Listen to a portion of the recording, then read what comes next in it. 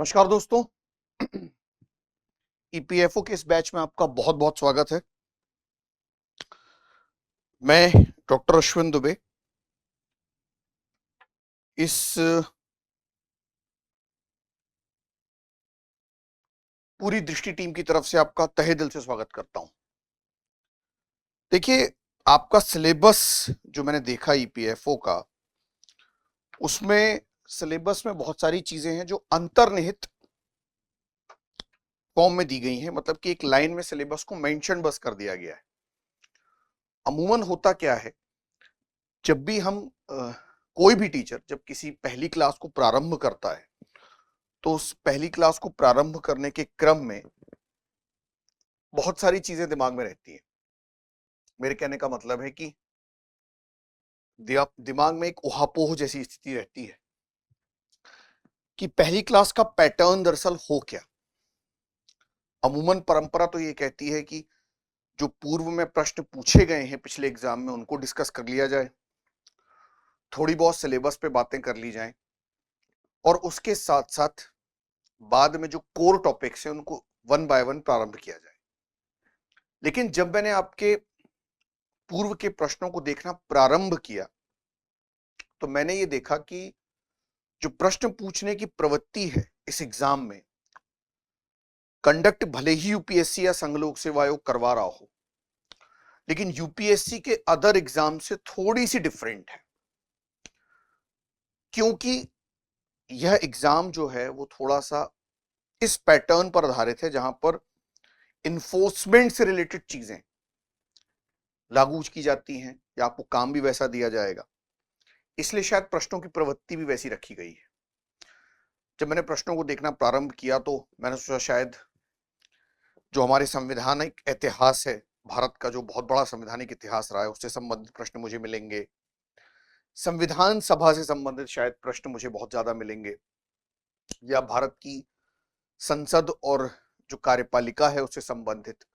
लेकिन यहां मामला थोड़ा सा उल्टा था। यहां पर जो कोर टॉपिक्स हैं उनकी जो उपविधियां हैं और उनमें जो अंतर्निहित प्रावधान है उनसे मुझे प्रश्न ज्यादा देखने मिल रहे हैं। खास तौर पर देखा जाए तो जो भारत का संविधान है, कॉन्स्टिट्यूशन ऑफ इंडिया है, और उस कॉन्स्टिट्यूशन ऑफ इंडिया के साथ साथ जो राजव्यवस्था है, उन दोनों के यदि संबंध को हम अवलोकित कर लें तो काफी प्रश्न आपको अपने आप समझ में आ जाएंगे। अच्छा, बातों बातों में मैं आपको ये बताना भूल गया कि जो आपका सिलेबस है, उस सिलेबस में दरअसल मैं आपके साथ करूंगा क्या। जैसे अगर आपका सिलेबस रिक्रूटमेंट टेस्ट बोल दिया जाए तो इसमें Indian polity and economy, general accounting principles, industrial relations, Indian freedom struggle और ये सब जो सिलेबस वाली बातें हैं, तो मुझे जो जिम्मेदारी दी गई है वो आपको इंडियन पॉलिटी यानी भारतीय राजव्यवस्था के संबंध में जितनी भी वृहद स्तर पर बातें हैं उन्हें समाप्त करवाने के संबंध में जिम्मेदारी दी गई है। तो हम इसे प्रारंभ कैसे करेंगे और इसे अंत कैसे करेंगे। जितनी भी हमारी क्लासेस हैं उसका तरीका थोड़ा सा एक्सपेरिमेंटल मैंने रखा है। अमूमन होता क्या था कि जब हम किसी टॉपिक को प्रारंभ करते हैं तो टॉपिक के साथ हम क्या करते हैं उसके पूर्व के प्रश्नों को देखते चलते हैं और उसके बाद उस टॉपिक को समाप्त करते हैं और उसका नेक्स्ट जो टॉपिक है उसके साथ कर चलते हैं। जैसे मान लीजिए अगर मैं आपसे बात करूं कि भारत में संघ राज्य क्षेत्र, भारत और इसका संघ राज्य क्षेत्र की मैं बात करूं, तो संघ और इसके राज्य क्षेत्र को जब पढ़ते हैं तो उसके तुरंत बाद नागरिकता का टॉपिक आ जाता है। उसके बाद मौलिक अधिकारों को पढ़ना पड़ता है, जो आपका एक कॉन्स्टिट्यूशन का सिलेबस यानी 22 भाग है ऐसा कहते हैं। लेकिन यहां पर मैंने थोड़ा सा आपके सिलेबस को बदलने का प्रयास किया है अपने अकॉर्डिंगली और आपके एग्जाम के अकॉर्डिंगली, अपने पढ़ाई के तरीके के साथ। इसको हम थोड़ा सा एक्सपेरिमेंटल वे में देखेंगे। सबसे पहले हम जरा इस सिलेबस को इलैबोरेट कर लेते हैं, यानी जो इंडियन पॉलिटी यानी भारतीय राज्य व्यवस्था कह दिया गया है, इसमें अंतर्निहित टॉपिक कौन कौन से हैं इसको समझने का हम प्रयास करते हैं। फिर थोड़े से कुछ प्रश्नों को उसके माध्यम से देखते हैं और उसके बाद कैसे आपकी क्लास को कंडक्ट करना है उस पर हम विचार करते हैं। तो अगर जैसे मान लीजिए यहां पर इंडियन पॉलिटी लिख दिया गया है यानी भारतीय राज्य व्यवस्था लिख दिया गया है अगर, तो सबसे पहला तो टॉपिक आपका ये बन जाएगा कि आपको राज्य व्यवस्था का मतलब पता होना चाहिए, राज्य व्यवस्था किन एलिमेंट से मिलकर बनती है, और राज्य व्यवस्था के साथ साथ आपको यह पता होना चाहिए कि what is the meaning of constitution, संविधान क्या है। तो संविधान और राज्य व्यवस्था का अंतर संबंध आपको समझना होगा। अब भारतीय राज्य व्यवस्था, इंडियन पॉलिटी लिख दिया जरूर गया है, लेकिन मुझे ऐसा लगता है क्योंकि इसको यूपीएससी कंडक्ट करवा रहा है, तो जो यूपीएससी का आईएएस का सिलेबस या असिस्टेंट कमांडेंट का सिलेबस होता है, उसमें क्लियरली मेंशन रहता है इंडियन कॉन्स्टिट्यूशन एंड पॉलिटी, भारतीय संविधान और राज्य व्यवस्था। तो यहां पर भी यदि हम देखें तो इन टॉपिक्स को हम दो भागों में बांट सकते हैं। पहला भाग हम कर सकते हैं इन टॉपिक्स का जो इससे निकलते हैं वो होते हैं अवधारणा पर आधारित, जिन्हें हम बोलते हैं कंसेप्ट बेस्ड टॉपिक, कि जिनको आप दर्शन भी कह सकते हैं, कंसेप्ट बेस्ड। दूसरी तरफ हम एक टॉपिक कह सकते हैं जो एप्लीकेशन रिलेटेड होते हैं, अप्लाइड फॉर्म के, जिन्हें आप व्यवहार के स्तर पर देख सकते हैं, व्यवहारिक। क्योंकि जब मैं आपके सामने भी प्रश्न रखूंगा ना, तो उन प्रश्नों में आपको ये अवलोकन अपने आप समझ में आ जाएगा। अब अवधारणा पर आधारित, जैसे मान लीजिए अगर मैं आपसे जिक्र करता हूं, we talk about the constitution, मैंने आपसे बोल दिया संविधान एक शब्द है, तो हमें संविधान में क्या देखना है, अवधारणा क्या हुई, संविधान के अर्थ को समझना है सबसे महत्वपूर्ण, संविधान की विशेषताओं को समझना है, हमारा संविधान है कैसा, अर्धसंघात्मक है, संघात्मक है, लिखित है, अलिखित है, या बहुत वृहद है या बहुत लघु है, नम्य है या बहुत कठोर है, और इसके साथ साथ कालांतर में संविधान में संशोधन की प्रक्रिया कैसे डाली गई और इसका उपयोग क्या है, क्या संविधान में संशोधन संभव है। जब आप संविधान समझेंगे, मतलब ये अवधारणा से संबंधित एक टॉपिक हुआ, तो एक इसमें और टॉपिक निकलता है जिसमें मैंने 2-4 प्रश्न आपके एग्जाम में देखे, पंचायती राज, यानी भारत में विकेंद्रीकृत शासन पद्धति, मतलब भारत का एक डिसेंट्रलाइज्ड फॉर्म डेमोक्रेसी का निचले स्तर पर। आप बोलेंगे सर पंचायती राज अवधारणात्मक टॉपिक कैसे हो सकता है, इसमें तो हमें कुछ समितियां पढ़ लेना है बस और उनके प्रश्नों को सॉल्व कर लेना है। नहीं, पंचायती राज में आप देखिए इसका जो कंसेप्ट है, पंचायती राज का जो उद्भव है वो अभी से नहीं हुआ है, पुरातन काल से हो चुका है। ऋग्वैदिक सामवेद काल में सभा और समितियां होती थी, और आप देखिए कि इसके पहले, इसके बाद आगे जाकर मौर्य युग में और भी कई छोटे छोटे स्थानीय अधिकारियों को आप पाते हैं। चोल काल में नाडु, कोट्टम, मंडलम जैसी संस्थाएं देखते हैं। स्थानीय स्वशासन के जनक तो हमारे यहाँ चोल ही कहलाते हैं। थोड़ा आगे बढ़िए तो आपको विजयनगर और बहमनी साम्राज्य में नायंगार आयंगार व्यवस्था देखने मिलती है। आगे जाएंगे मध्यकाल में तो तुर्क शासन पद्धति में इजारेदारी व्यवस्था लेकर आया इल्तुतमिश। अलाउद्दीन खिलजी ने भी निचले स्तर पर काफी प्रशासन को सुधारने का प्रयास किया। शेरशाह सूरी, अकबर भी यही कार्य कर रहे थे। और बाद में जाकर हमारे यहाँ जमींदारी, महलवाड़ी, रैयतवाड़ी पद्धति अंग्रेजों के द्वारा लाई गई। हालांकि क्रेडिट स्थानीय स्वशासन का रिपिन और मेयो ले जाते हैं, लेकिन पंचायती राज का एक संबंध, या मैंने राज्य लिख दिया है, सॉरी मैं इसको राज लिख देता हूं।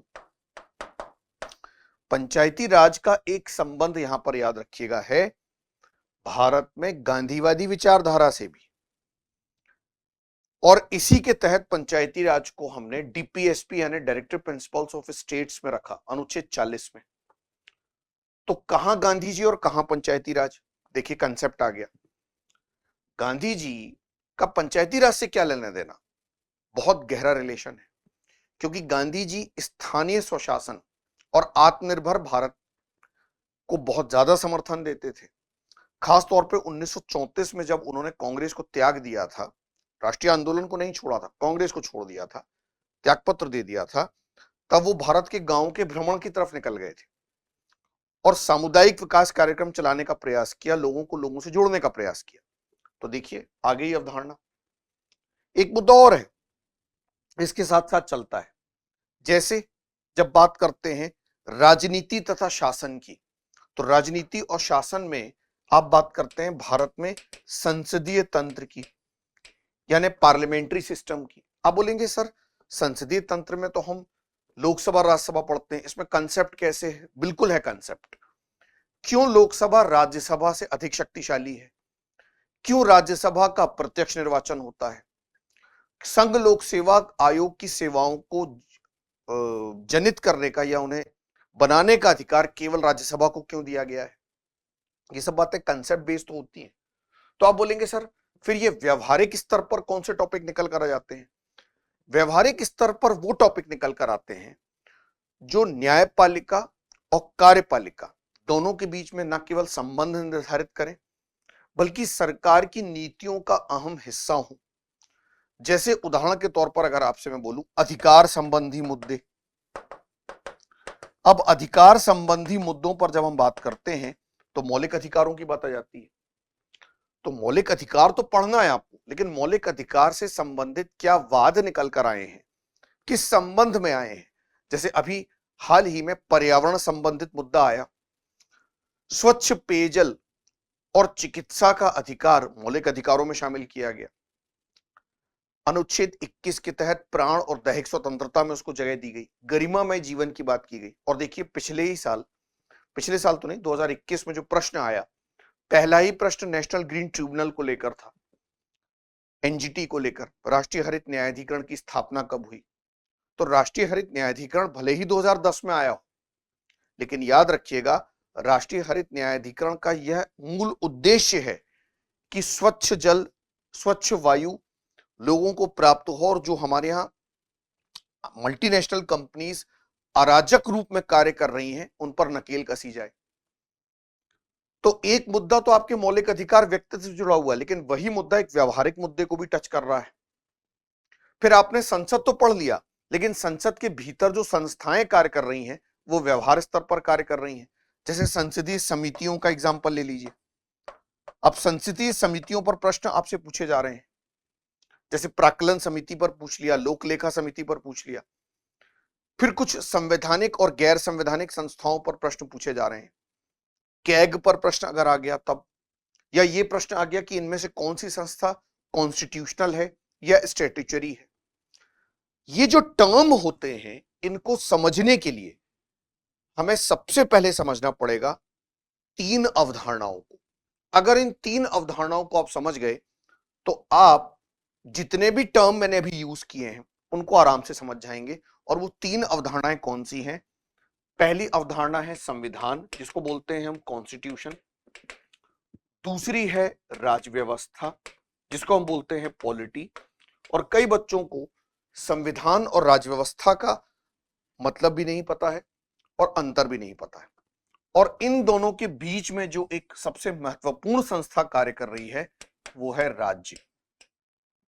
कि राज्य का अर्थ क्या है, राज्य का मौलिक स्वरूप क्या है, what is the basic meaning of the state. हम यहां राज्य से मतलब मध्य प्रदेश या उत्तर प्रदेश से नहीं ले रहे हैं। और आज की जो क्लास है वह जानबूझकर मैं थोड़ा सा बेसिक से स्टार्ट कर रहा हूं, हालांकि हम कोर टॉपिक में जल्दी ही पहुंच जाएंगे। क्योंकि आप में से मैं जानता हूं कई बच्चे ऐसे हैं जो हो सकता है शायद पहली बार पॉलिटी पढ़ रहे हो कहीं पर भी। कुछ बच्चे हो सकता है पॉलिटी की क्लास पहले कहीं कर चुके हों या पॉलिटी स्वयं से समाप्त कर चुके हों। लेकिन मेरा उद्देश्य ये होगा कि थोड़ा बहुत अगर हम शुरू के आधे पौन घंटे बेसिक चीजों पर बात कर लें तो आगे टॉपिक्स को समझने में आसानी होती है। अब जैसे हम कुछ प्रश्नों को अवलोकित करें, मैं आपके सामने देखिए कुछ प्रश्न रखने का प्रयास करता हूं। पूरे प्रश्न अभी मैं जानबूझ के डिस्कस नहीं करूंगा क्योंकि अभी आपने कुछ पढ़ा ही नहीं है। जब तक हम पढ़ेंगे नहीं तो प्रश्नों को ज्यादा डिस्कस करना बेमानी है और टाइम वेस्टिंग है। हाँ, लेकिन एक दृष्टि डेवलप हो जाए आपकी ऐसी कि जिस दृष्टि का किसी भी संस्थान में कहीं पर भी कोई तोड़ ना हो, है ना, वैसी दृष्टि आप यहां से पढ़ के जाइएगा। वाह, ये तो कविता हो गई, है ना। फ्रांस जाओ, बहरीन जाओ, यूनान जाओ, जापान जाओ, पढ़ते पढ़ते हम लोग शायर हो ही जाते हैं, और पढ़ते पढ़ते आप लोग भी शायरी करने लगते हैं। खैर, जैसे देखिए प्रश्न पूछ रहा है कि राष्ट्रीय हरित न्याय अधिकरण नेशनल ग्रीन ट्रिब्यूनल से संबंधित निम्नलिखित तथ्यों में से कौन सा सही नहीं है। अब देखिए दो बातें और, आपसे जब भी प्रश्न पूछे जाते हैं ना, तो ये जो नहीं वाला फॉर्म होता है इसको हमेशा मार्क कर दीजिए।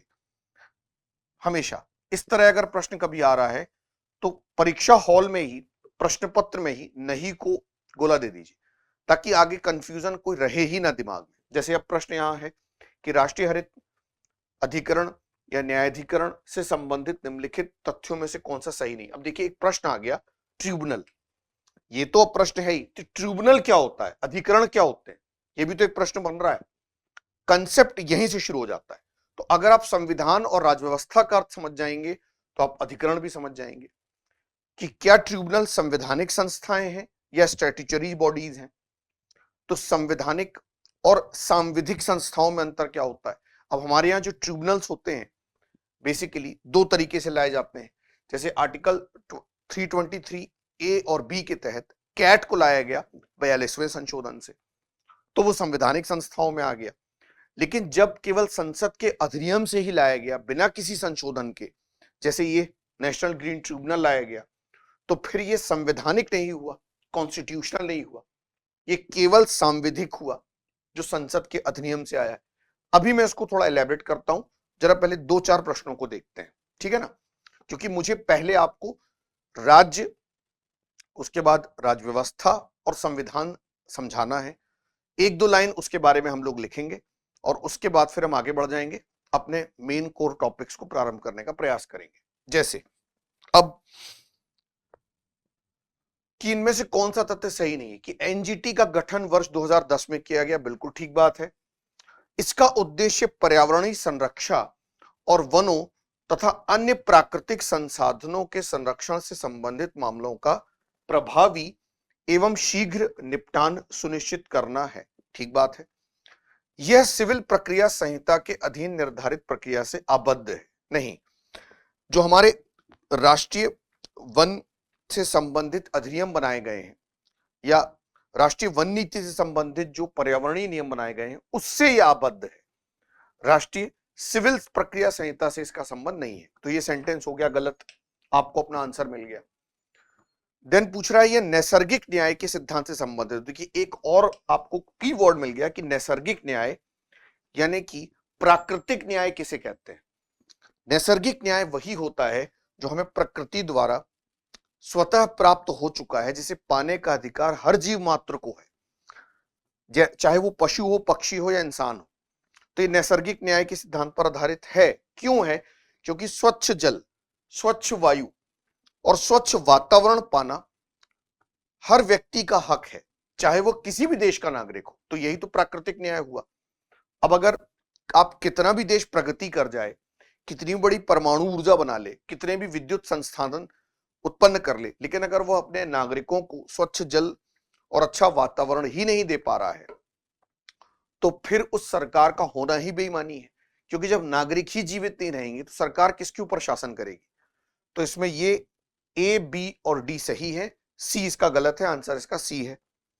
आगे देखें, जैसे देखिए यहां पर प्रिंसिपल ऑफ नेचुरल जस्टिस, प्राकृतिक न्याय की मैं बात कर रहा था। अगर कभी हिंदी में कंफ्यूजन हो तो इंग्लिश देख लीजिए, ठीक है ना। अगला प्रश्न है निम्नलिखित में से कौन सा प्राक्कलन समिति का अधिदेश है। अब देखिए संसद पे प्रश्न नहीं आया है, प्राक्कलन समिति पर आ गया है। लेकिन क्या प्राक्कलन समिति पढ़ने के पहले संसद जानना आवश्यक नहीं है? ये तो पता होना चाहिए ना कि समिति कार्य कहां करती है। समिति कार्य तो संसद के भीतर करती है, और किस सदन में करती है, लोकसभा में करती है कि राज्यसभा में। दरअसल ये जो प्राक्कलन समिति है, एस्टीमेट कमेटी, ये संसद की सबसे बड़ी समिति होती है। ये देखा जाए तो आर्थिक मामलों से ही संबंधित है, वित्तीय समिति होती है, और इस पर लोकसभा का एक तरह से आधिपत्य होता है। इसमें राज्यसभा का रोल नगण्य है, कोई रोल नहीं है इसमें राज्यसभा का। तो देखें यह इस संबंध में प्रतिवेदन देती है कि प्राक्कलनों में अंतर्निहित नीति के अनुरूप क्या क्या मितव्ययिता, संगठन में सुधार, कार्यकुशलता, प्रशासनिक सुधार किए जा सकते हैं? बिल्कुल ठीक बात है। दरअसल प्राक्कलन का मतलब क्या होता है? एस्टिमेट बनाना। इसका काम बजट प्रस्तुत करने के साथ ही शुरू हो जाता है। तो अब देखिए, दो तीन प्रश्न और आ गए आपके सामने। बजट आ गया, प्राक्कलन समिति आ गई, एस्टिमेट बनाना। दरअसल ये साल भर अपनी रिपोर्ट देती रहती है, ऐसा नहीं कि इसका रिपोर्ट सिर्फ साल में एक बार आती है। और आपने जो एस्टिमेट बनाया है, उस एस्टिमेट, उस आकलन के भीतर ही आप खर्च कर रहे हो या उस दायरे से बाहर जा रहे हो, इसका काम ये देखना होता है, सीधी सी बात। तो आप मितव्ययिता बरत रहे हो कि नहीं अपने खर्चों में, ये देखती है। यह सरकार के विनियोजन एवं वित्त लेखाओं का संवीक्षण करती है, ठीक बात है, करती है। यह नियंत्रक एवं महालेखा परीक्षक की रिपोर्टों की जांच करती है और यह देखती है कि क्या सार्वजनिक उपक्रम दक्षता पूर्वक संचालित हो रहे हैं। यह सेंटेंस गलत है, क्योंकि ये वाला कार्य जो है भारत में या तो लोक लेखा समिति करती है, या हमारे यहां कमेटी पब्लिक अंडरटेकिंग वाली जो समिति बनती है वो करती है, जिसे लोक उपक्रम समिति कहते हैं। लोक उपक्रम क्या होते हैं? जो सरकार द्वारा चालित हैं या सरकार द्वारा मान्यता प्राप्त हैं। जैसे LIC का नाम सुना होगा आपने, FCCI का नाम सुना होगा आपने, इस तरह से। तो इसका काम ये नहीं है। और नियंत्रक महालेखा परीक्षक कैग जो है, उसकी रिपोर्ट सबसे पहले तो याद रखिएगा पब्लिक अकाउंट कमेटी यानी लोक लेखा समिति ही जांच करती है उसकी, इसका उससे कोई संबंध नहीं है। यह सामान्य लोक हित के मामलों में संबंधित विधेयकों की जांच करती है, ठीक बात है। तो इसमें जो सेंटेंस निम्नलिखित में कौन सा प्राक्कलन समिति का अधिदेश है, तो इसमें अगर देखा जाए तो सबसे अच्छा आंसर जो हमें मिलेगा वो पहला ही है। बाकी के जो तीन आंसर हैं मैच कम कर रहे हैं, बल्कि सी तो बिल्कुल नहीं कर रहा है। तो कौन सा अधिदेश है? वो यही है, पहला, ठीक है ना, ए। देन नीति आयोग में नीति शब्द निम्नलिखित में से किसके परिवर्णी शब्द है? परिवर्णी अगर ना मिले तो एक्रोनॉमी पढ़ लीजिए, एक्रोनिम। इसका मतलब क्या है भाई? National integration and transforming of India, या national institution for transforming India, या national institution for technological India, national institution for trust in India. तो अब नीति आयोग क्यों लाया गया? ये हमारे यहां पर नीति आयोग लाने का कार्य था योजना आयोग और राष्ट्रीय विकास परिषद के समन्वित स्वरूप को कार्यात्मक करना और भारत में सहकारी संघवाद को बढ़ाना। सहकारी संघवाद का मतलब क्या होता है? कोऑपरेटिव फेडरलिज्म, यानी कि उदारवाद और समाजवाद की व्याख्या को साथ लेके चलना। मतलब हम मिश्रित अर्थव्यवस्था को साथ लेके चल रहे हैं। हम प्रतिस्पर्धी समाज में भी हैं, जहां पर हम कॉर्पोरेट कल्चर को भी फॉलो करवा रहे हैं। साथ में हम क्या कर रहे हैं? साथ में हम कल्याणकारी कार्य को पीछे भी नहीं छोड़ रहे हैं, उन्हें भी ला रहे हैं। यह सरकार के एक थिंक टैंक के रूप में कार्य करता है। तो national institution for transforming India answer है इसका। इंटीग्रेशन तो हमारा ऑलरेडी हो चुका है। भारत के संविधान की 8वीं अनुसूची में भाषाओं की सूची में निम्नलिखित में से किस भाषा को सम्मिलित नहीं किया गया? अब ये क्वेश्चन आपको लग रहा है भाषा से संबंधित है, जबकि क्वेश्चन अमेंडमेंट यानी संशोधन से संबंधित है। 92वां संविधान संशोधन 92nd अमेंडमेंट जब आया था अटल बिहारी वाजपेयी के टाइम पर, उस समय 92वें संवैधानिक संशोधन से डोगरी, मैथिली और संथाली को शामिल किया गया था हमारी 8वीं अनुसूची में। इसमें जो दूसरा प्रश्न बन रहा है वह अनुसूचियों से भी बन रहा है। हमारे यहां जो 12 शेड्यूल दी गई हैं, अभी इनके बारे में मैं आपको बताऊंगा। तो भोटी नहीं है भाषा, डोगरी, मैथिली, संताली इसमें शामिल की गई है। तो वैसे तो प्रश्नों की संख्या बहुत सारी है, हम अगर आगे बढ़े तो जैसे एक देखिए, लोकसभा के निम्नलिखित अध्यक्षों में से कौन अध्यक्ष के रूप में अपने निर्वाचन के बाद औपचारिक रूप से राजनीतिक दल से अलग हो गए थे? अब देखिए, हमारे यहां एक अधिनियम चलता है दल बदल अधिनियम, जिसको बोलते हैं एंटी डिफेक्शन लॉ। ये 52वें संवैधानिक संशोधन 1985 से लाया गया था, 52nd अमेंडमेंट से। बाद में इसमें बहुत सारे परिवर्तन किए गए। 91st अमेंडमेंट से इसमें कुछ परिवर्तन मूल रूप से किए गए हैं। लेकिन ये जो प्रश्न है ये तब का है जब दल बदल अधिनियम फ्रेम्ड नहीं था।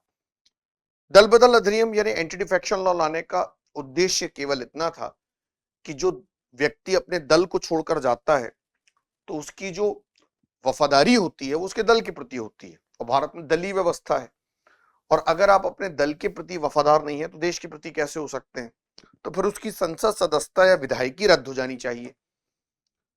अब यहां पर हमारे यहाँ जो स्पीकर होता है, जब वह लोकसभा का पदभार ग्रहण करता है पदाधिकारी के रूप में, तो नैतिक रूप से याद रखिएगा वह किसी दल का समर्थन नहीं करता है। अब व्यवहारिक रूप में वो कर सकता है क्योंकि वो किसी पार्टी से बिलोंग करता है, और आपको पता है लोकसभा का जो स्पीकर होता है वह बहुमत दल की ही पार्टी से चुना जाता है, जैसे ओम बिरला जी अभी हैं। यहां पर अब स्पीकर अगर चारित्रिक रूप से, नैतिक रूप से और राजनीतिक रूप से हमेशा अपनी इच्छा शक्ति मजबूत रखता है, किसी दल के दबाव में नहीं है, तो याद रखिएगा स्पीकर यदि किसी दल के दबाव में नहीं है तो फिर स्पीकर स्वयं से निर्णय ले सकता है। तो किसी दल में दबाव ना होने के लिए स्पीकर कभी कभी क्या करता है कि अपने दल से त्यागपत्र दे देता है, तो उसके ऊपर अब वर्तमान में एंटी डिफेक्शन लॉ लागू नहीं होगा अगर उसने अपना दल छोड़ दिया। क्यों? क्योंकि उसने अपने पद को नैतिक रूप से एक मान्यता देने के लिए ऐसा किया ताकि वो सही डिसीजन ले सके, पक्ष विपक्ष दोनों के बराबर रहे वो। तो यहां पर उस समय तो था नहीं, लेकिन जीवी मावलंकर तो देखिए प्रथम स्पीकर थे, सरदार हुकुम सिंह। नीलम संजीव रेड्डी जो 1967 से 69 तक हमारे लोकसभा के स्पीकर थे, इन्होंने, नीलम संजीव रेड्डी ने त्यागपत्र दे दिया था कांग्रेस से और अपनी पार्टी से, और ये स्पीकर के पद पर बने रहे। बाद में नीलम संजीव रेड्डी को कांग्रेस की तरफ से राष्ट्रपति का प्रत्याशी भी घोषित किया गया। और यहां पर बड़ी एक इंटरेस्टिंग स्टोरी भी है। 1969 में इंदिरा गांधी जी ने क्या किया कि इंदिरा गांधी इन्हें पसंद नहीं करती थी क्योंकि इंदिरा गांधी के साथ इनके संबंध अच्छे नहीं थे। लोकसभा में स्पीकर के तौर पर इंदिरा गांधी को काफी टोक दिया करते थे, ये कई बिल्स पे अड़ंगा भी लगाते थे। तो जब इंदिरा गांधी को पता चला कि कांग्रेस पार्टी ने इनका नाम राष्ट्रपति के रूप में घोषित किया है, तो वैचारिक मतभेद के चलते वीवी गिरी जी को इंदिरा गांधी जी ने अपना कैंडिडेट घोषित कर दिया। तो वीवी गिरी पहले ऐसे व्यक्ति थे जो नीलम संजीव रेड्डी को हराकर विपक्ष की तरफ से इलेक्शन जीते अंतरात्मा की आवाज पर। वो मैं राष्ट्रपति में समझाऊंगा आपको। बहरहाल अब ये तो और पुराने प्रश्न हैं, इनको हम अवलोकित कर सकते हैं। कई प्रश्न, जैसे अगर एक आध प्रश्न देखिए अनुच्छेद से भी देखिए, जैसे बलात् श्रम अथवा बेगार भारत के संविधान के अनुसार निम्नलिखित कौन से अनुच्छेद का अतिक्रमण है? देखिए वैसे तो अस्पृश्यता में भी बलात् श्रम को प्रतिबंधित किया गया है। अनुच्छेद 17 में अस्पृश्यता की परिभाषा नहीं, उसके आचरण के बारे में बताया गया है, लेकिन इसका आंसर आर्टिकल 23 है हमारे यहाँ। 23 और 24 शोषण के विरुद्ध अधिकार की बात करते हैं, है ना। देन इसके अलावा देखिए एक प्रश्न आपका पंचायती राज से भी है। मैं अभी जिक्र कर रहा था एप्लीकेशन की, पंचायत अनुसूचित क्षेत्रों का विस्तार अधिनियम 1996 में प्राकृतिक संसाधनों स्व अभिशासन की अनुमति किसे दी गई है? ये पेशा अधिनियम से संबंधित प्रश्न पूछा गया है जो लाया गया, समझ रहे हैं। तो पेशा अधिनियम जब अनुसूचित क्षेत्र है तो इन चारों में ऑप्शन अनुसूचित क्षेत्र ढूंढ लीजिए। 5वीं अनुसूची दिया हुआ है, तो इसका आंसर ये हुआ कि भारत के संविधान में 5वीं अनुसूची में उल्लेखित क्षेत्रों में स्थित किसी गांव के वनवासी को यह अधिकार दिया गया है। बहरहाल प्रश्न तो बहुत सारे हैं, हम डिस्कस कर सकते हैं, लेकिन हमें अपनी क्लास आज प्रश्न को समर्पित नहीं करना है। हमारी क्लास जो है वो टॉपिक बेस्ड है, हमें फोकस होना है अपने टॉपिक्स पर और अपने सिलेबस पर। तो उसके लिए आपको जानना पड़ेगा 3 चीजों को: संविधान का अर्थ क्या है, राज्य का अर्थ क्या है, और अगर बात करें राज्य व्यवस्था का अर्थ क्या है। सबसे पहले जरा राज्य का अर्थ देख लेते हैं। और आप सब सोच रहे होंगे राज्य का मतलब हुआ क्या कि भैया राज्य का मतलब हुआ मध्य प्रदेश, महाराष्ट्र, ऐसा कुछ नहीं। दरअसल जो राज्य होता है वो 4 एलिमेंट्स से मिलकर बनता है। 4 तत्व होते हैं राज्य के। पहला तत्व इसका भूमि या क्षेत्र है, दूसरा तत्व इसका है जनसंख्या, जिसको बोलते हैं आप पॉपुलेशन। 4 एलिमेंट्स हैं राज्य के। तीसरा तत्व है इसका सरकार, और जो चौथा एलिमेंट है इसका वो है संप्रभु या संप्रभुता या सुवरेन होना। अब इस एग्जाम्पल के तहत मैं भारत में भी एक एग्जाम्पल आपको दूंगा। हम राज्य की परिकल्पना देखते हैं और यहीं से हम संविधान और राज्य व्यवस्था को भी बाहर निकाल लेंगे। देखिए, मान लीजिए कि कोई एक क्षेत्र है, भारत, अफ्रीका, ऑस्ट्रेलिया, कोई भी एक क्षेत्र, हजारों सदियों पहले, हजारों सालों पहले, और कुछ लोग आकर यहां पर बसते हैं। मतलब ये क्षेत्र और कुछ जनसंख्या कुछ मात्रा में आकर यहां बसती है, और प्राकृतिक प्रजनन के माध्यम से धीरे धीरे ये जनसंख्या बढ़ने लगती है, बढ़ती है। तो अब 2 एलिमेंट्स आपके सामने आए, क्षेत्र और जनसंख्या, दोनों मिल गए। जब जनसंख्या बढ़ी तो उस क्षेत्र की सीमा का निर्धारण होने लगा, क्षेत्रों का बंटवारा होने लगा, यहां उप क्षेत्र बन गए, अपनी अपनी सीमाओं का निर्धारण करने लगे कुछ लोग। क्यों? क्योंकि जनसंख्या जब बढ़ेगी तो कुछ इसमें शक्तिशाली लोग भी होंगे, कुछ किसान होंगे, कुछ बढ़ई होंगे, और कुछ ऐसे होंगे जो खाना बनाने पकाने वाले होंगे, और कुछ सेवक होंगे। सीधी सी बात थी कि जब अब जनसंख्या बढ़ेगी और राज्यों की सीमाएं निर्धारित होंगी तो छोटी छोटी गवर्नमेंट्स या सरकारें बनने लगेंगी जो इन सभी लोगों पर शासन करेंगी, क्योंकि इनमें शक्तिशाली वर्ग ही जो है वो सीमाएं बना सकते हैं। तो गवर्नमेंट आ गई, और जब ये सरकारें या गवर्नमेंट अपने भीतरी और बाहरी निर्णय लेने में स्वतंत्र होंगी तो ये क्या हो जाएंगी? संप्रभु यानी सोवरेन। मतलब जब कोई गवर्नमेंट सोवरेन या संप्रभु होती है तो याद रखिएगा उसका मतलब यह है कि बिना किसी भीतरी और बाहरी दबाव के वह कार्य करती है। ठीक, आगे बढ़े। अब 4 एलिमेंट मैंने आपको देखिए बताए। कहने का मेरा तात्पर्य यह है कि यदि इन चारों एलिमेंट्स में से भूमि, क्षेत्र, जनसंख्या, सरकार, संप्रभुता में से मैं किसी एक एलिमेंट को भी मिटा दूं तो राज्य की यह परिकल्पना समाप्त हो जाएगी। जैसे उदाहरण के तौर पर तिब्बत का एग्जांपल लीजिए। तिब्बत धार्मिक आंदोलन था, चाइना ने उस पर आक्रमण किया और दलाई लामा भागकर भारत आ गए और शरणार्थी बन के रह रहे हैं। भारत के हिमाचल प्रदेश में धर्मशाला में रहते हैं। अब जो दलाई लामा जी हैं वो तिब्बत की सरकार के प्रमुख हैं, लेकिन क्या उनके पास उनकी भूमि है? उनकी जनसंख्या तो है। क्या उनके पास उनकी सरकार है? नहीं है। क्या वो संप्रभु है? तो वो राज्य नहीं हुए। फिर जैसे एग्जांपल के तौर पे अफगानिस्तान का लीजिए एग्जांपल। अफगानिस्तान के पास भूमि है, बिल्कुल है, जनसंख्या है, बिल्कुल है, संप्रभुता भी है, वो अपने आंतरिक और बाह्य निर्णय स्वयं ले रहा है, लेकिन क्या सरकार वैसी है जैसी राज्य में होनी चाहिए? एक लोकतांत्रिक सरकार, लोगों द्वारा चुनी गई सरकार? नहीं, वहां तो अराजक सरकार है, बंदूक के नाम पे शासन चल रहा है। अगर आपने आवाज उठाई तो आपको गोली मार दी जाएगी। और पिछले साल तो आपने देखा ही था अफगानिस्तान का क्या हाल हुआ था, तालिबानियों ने जब वहां कब्जा किया। एक और एग्जांपल आप याद कीजिए, पराधीन भारत। ऐसा भारत जो हमारे यहां पराधीन था। पराधीन भारत क्या था? अंग्रेज हम पर शासन कर रहे थे, तो अंग्रेज शासन कर रहे थे, भारत भूमि हमारे पास तो थी, हमारी जनसंख्या भी थी, और हमारे ऊपर सरकार ब्रिटिश गवर्नमेंट थी, लेकिन क्या हम संप्रभु थे? नहीं थे। क्या हम स्वयं के डिसीजन ले सकते थे? हम तो डोमिनियन थे, हमारे डिसीजन तो ब्रिटिशर्स लेते थे, तो हम राज्य की श्रेणी में नहीं आते, मतलब हम राज्य नहीं थे। लेकिन भारत राज्य कब बना? जब उसका स्वयं की भूमि भी है, उसकी जनसंख्या है, उसकी सरकार है, और उसकी संप्रभुता भी है। ठीक, इसको एक प्रैक्टिकल एग्जांपल से भी आपको समझा देता हूं, ये भी देख लीजिए लगे हाथ, क्योंकि आप में से कई बच्चे ऐसे हैं ना जो पहली बार पॉलिटी पढ़ रहे हैं, तो आपको कभी भी राज्य टर्म को लेकर अब कंफ्यूजन नहीं होगा। राज्य टर्म को लेकर हमेशा लोग सोचते हैं कि मध्य प्रदेश, उत्तर प्रदेश, वो हम तब पढ़ते हैं जब हम पर्टिकुलर विधानसभा विधानमंडल के बारे में पढ़ेंगे, ठीक है ना। यहां पॉलिटी में राज्य का अर्थ 2 अर्थों में लिया जाता है, या तो सरकार के रूप में जो आर्टिकल 12 में है, या राज्य या राष्ट्र के रूप में, जो मैंने आपको 4 एलिमेंट्स बताए। जैसे अगर आपने हड़प्पा सभ्यता का नाम सुना होगा, मैं हिस्ट्री नहीं पढ़ा रहा हूं, एग्जाम्पल दे रहा हूं बस। हड़प्पा सभ्यता के बाद आपको पता है वैदिक कल्चर आ जाता है।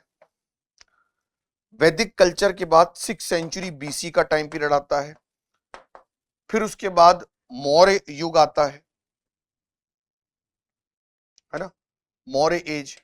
फिर लेटर मौर्य आता है। उसके बाद फिर गुप्त एज आती है, फिर लेटर गुप्त, है ना, और उसके बाद अर्लियर मिडिवल का हिस्सा आ जाता है। ये कोई मैं आपको क्रोनोलॉजी नहीं बता रहा हूं, मैं सिर्फ उदाहरण दे रहा हूं कि राज्य कैसे बना। हड़प्पा सभ्यता के बारे में तो विवाद है, कहां से आई कहां गई पता ही नहीं चला। एक नगरीय अर्बन सिविलाइजेशन थी, हम वहां नहीं जाएंगे। लेकिन आप देखिए हड़प्पा सभ्यता के बाद ये ग्राफ गिर के नीचे वैदिक कल्चर में आकर रुक रहा है। वैदिक कल्चर पर ग्राफ नीचे क्यों आ गया? ये तो ऐसे जाना चाहिए था। ये जिगजैग है ग्राफ, नीचे गिरा फिर ऊपर चढ़ रहा है ग्राफ। क्यों? क्योंकि यहां पर वैदिक कल्चर में हम ग्रामीण सभ्यता में चले गए, पशुचारणी अवस्था, घुमंतु जीवन, फिर से घूमने लगे। लेकिन जैसे जैसे धीरे ही 1000 ईसा पूर्व के आसपास लोहे की खोज हुई, आयरन मिला, तो जंगलों को साफ करना आसान हुआ, युद्ध लड़ना आसान हो गया, एक दूसरे पे आक्रमण करना आसान हो गया। नए नए भाले, नए नए प्रक्षेपास्त्र, तलवारें निकल कर आ गई, नए तरह के रथ बनकर हमारे सामने आ गए। कहने का मेरा मतलब ये है। और जब बनकर आए तो 6th सेंचुरी ईसा पूर्व में देखिए 16 महाजनपदों का हमको आविर्भाव देखने मिलता है। तो 16 महाजनपद क्या थे? वो राज्य ही तो थे, छोटे छोटे, जो आपस में एक दूसरे से लड़ते भी थे, उनकी अपनी सरकारें भी थी और उनके पास अपनी भूमि थी, उनकी जनसंख्या थी। बाद में इन 16 महाजनपदों को मिला दिया गया और मौर्य युग में चंद्रगुप्त मौर्य एक केंद्रीकरण शासन की स्थापना तो करता है, तो राज्य बन गया। तो जैसे जैसे स्टेट बनता जा रहा है, देखिए ग्राफ वापस ऊपर चढ़ रहा है। लेटर मौर्य गुप्त एरा, जिसे स्वर्ण गोल्डन एज कहते हैं, बड़ी बड़ी इमारतों का निर्माण होता है, व्यापार भी शुरू हो जाता है। और यहां जाकर अर्लियर मिडिवल तक तो शहरी संस्कृति पूरी तरह वापस आ जाती है। इसी समय तो तुर्क भारत पर आक्रमण करते हैं, भारत के धन धान्य से परिपूर्ण भारत को देखकर, सोने की चिड़िया समझकर। और देखिए ग्राफ मिलकर यहां आ गया वापस। मतलब हिस्ट्री रिपीट्स इटसेल्फ, इतिहास अपने आप को दोहराता है, राज्य की परिकल्पना। तो सवाल पैदा होता है कि सर फिर ये हमारे यहां संविधान और राज्य व्यवस्था कैसे आई? जब आप राज्य व्यवस्था या पॉलिटी की बात करते हैं तो वो इन दोनों के बीच में ही घूमती है। दरअसल राज्य व्यवस्था का अर्थ एक ऐसी शासन व्यवस्था से है जो आप पर शासन करती है। कहने का मतलब जो भी सरकार संप्रभु है, यानी कोई भी गवर्नमेंट जो सोवरेन गवर्नमेंट है, जिन शक्तियों के माध्यम से वो आप पर शासन करेगी उसे हम राज्य व्यवस्था कहते हैं। और उन शक्तियों का वर्णन जिस दस्तावेज में रहता है उसे हम संविधान कहते हैं, कॉन्स्टिट्यूशन। एक एग्जांपल इसका भी देख लेते हैं, चलिए। जैसे मैं आपके सामने एक वर्ड लिख देता हूं, पॉलिटी, उसके बाद एक वर्ड लिख देता हूं पॉलिटिकल साइंस, और फिर एक वर्ड लिख देता हूं पॉलिटिक्स। और इनमें से एक एक वर्ड का हिस्सा मैं निकाल लेता हूं और यहां लिख देता हूं उस वर्ड को पॉली, और यहां एस लगा दूं तो ये बन जाएगा पॉलिस। आज जाकर नेट पर टाइप कीजिएगा पॉलिस, तो आपको नगर राज्य क्षेत्र के बारे में पता चलेगा। लैटिन और इटालियन वर्ड पॉलिस, नगर राज्य क्षेत्र, जो इन 4 एलिमेंट्स से मिलकर बनता है। ठीक, तो पॉलिटी का मतलब हुआ राज्य व्यवस्था, एक ऐसी व्यवस्था जो आप पर शासन करे। पॉलिटिकल साइंस में उसके पूरे दर्शन दिए हुए हैं, और पॉलिटिक्स वह जगह है जहां इन दर्शन और राज्य व्यवस्था का प्रयोग किया जाता है। और इन तीनों चीजों के बारे में जहां लिखित रूप में हमें सब कुछ मिलता है उसे हम कहते हैं कॉन्स्टिट्यूशन यानी कि संविधान, क्योंकि इन तीनों के इर्द गिर्द घूमता है संविधान। संविधान क्या हुआ? जैसे मैं यहां पर बोलूं ऐसे कॉन्स्टिट्यूशन, और मैं इसको बोल दूं संविधान, ऐसा विधान जो सभी के लिए सम हो, बराबर हो। या मैं इसको डिवाइड कर दूं संविदा प्लस विधान में। ये कोई हिंदी का डिवाइडेशन नहीं है, ये सिर्फ आपको समझाने के लिए मैं कर रहा हूं। यहां पर मैं लिख देता हूं कॉन्ट्रैक्ट और यहां पर लिख देता हूं विधान यानी कि विधि यानी कि लॉ। मतलब एक ऐसा कॉन्ट्रैक्ट, एक ऐसा करार या समझौता which is based on law, जो किसी विधि पर टिका हुआ है, उसे ही तो हम कॉन्स्टिट्यूशन कहेंगे। मतलब कहने का तात्पर्य यह हुआ कि जब हम बात करते हैं किसकी, राज्य की, तो राज्य में सरकार जब संप्रभु होती है तो राज्य व्यवस्था का निर्माण होता है। मतलब सरकार जब आप पर शासन करेगी तो उसे हम राज्य व्यवस्था कहेंगे, और उस राज्य व्यवस्था के नियम जहां लिखे रहेंगे वो संविधान कहलाएगा यानी कॉन्स्टिट्यूशन कहलाएगा। तो हम एक काम करें, राज्य की परिभाषा लिखनी आवश्यक नहीं है, एक दो लाइन संविधान के बारे में और एक दो लाइन कॉन्स्टिट्यूशन के बाद राज्य व्यवस्था के बारे में लिख लीजिए, और राज्य व्यवस्था के भी क्या तत्व होते हैं वो भी समझ लीजिए। तो आपका ये जो बेसिक वाला चैप्टर है वो हम समाप्त करके आगे बढ़ सकते हैं। ठीक, तो चलिए इसको लिखिए, फिर आगे बढ़ते हैं। सबसे पहले लिखिए जरा कॉन्स्टिट्यूशन के बारे में यानी संविधान के बारे में।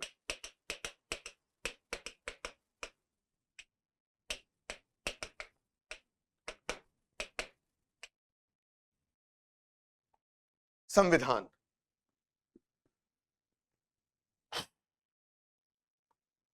लिखिए संविधान भारत में नहीं, इसको ऐसा लिखिए, संविधान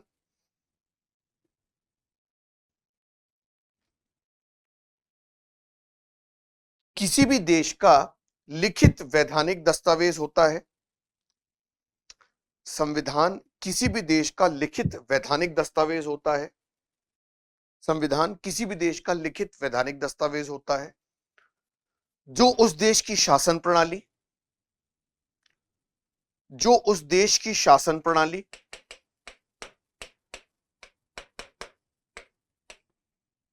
जो उस देश की शासन प्रणाली नागरिकों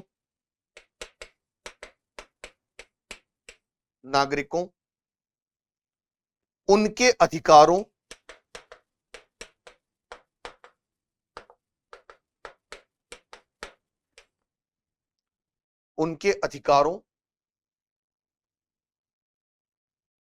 तथा सरकार के विभिन्न स्वरूपों की चर्चा करता है, तथा सरकार के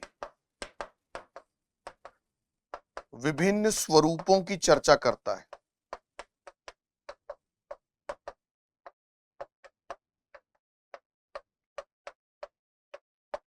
विभिन्न स्वरूपों की चर्चा करता है। फिर से बोल रहा हूं, संविधान किसी भी देश का लिखित वैधानिक दस्तावेज होता है जो उस देश की शासन प्रणाली, नागरिकों और उनके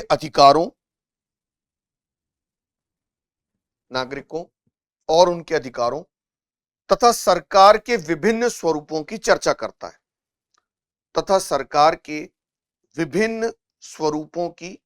करता है, तो ये हो गया आपका संविधान।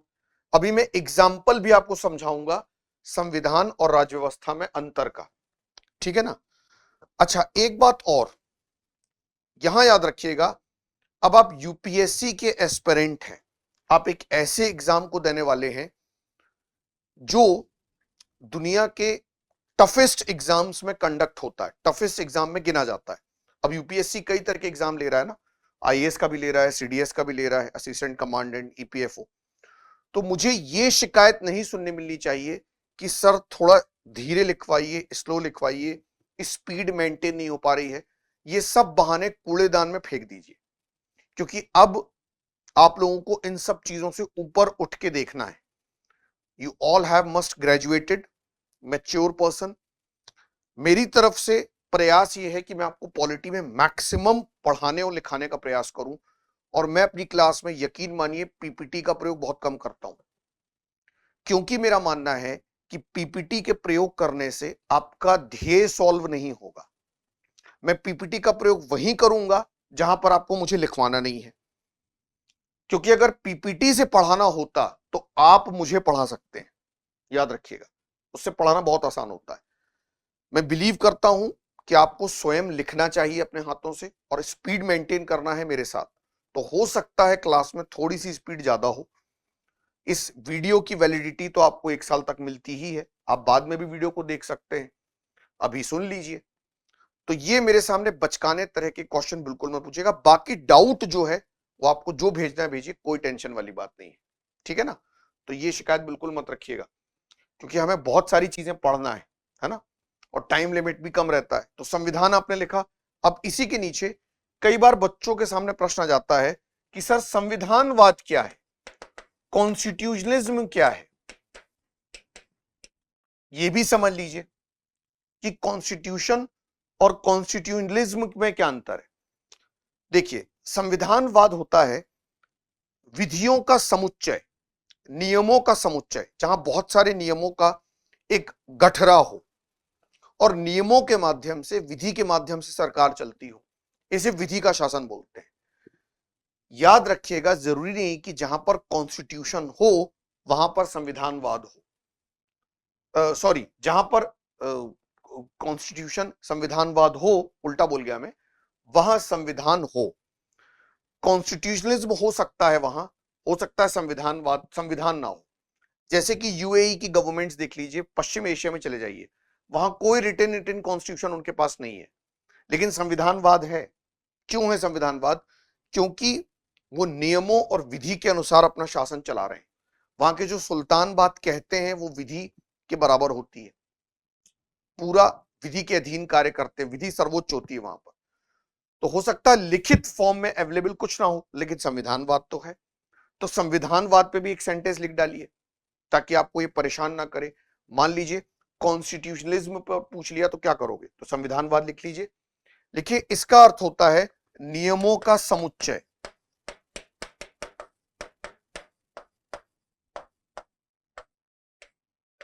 इसका अर्थ होता है नियमों का समुच्चय।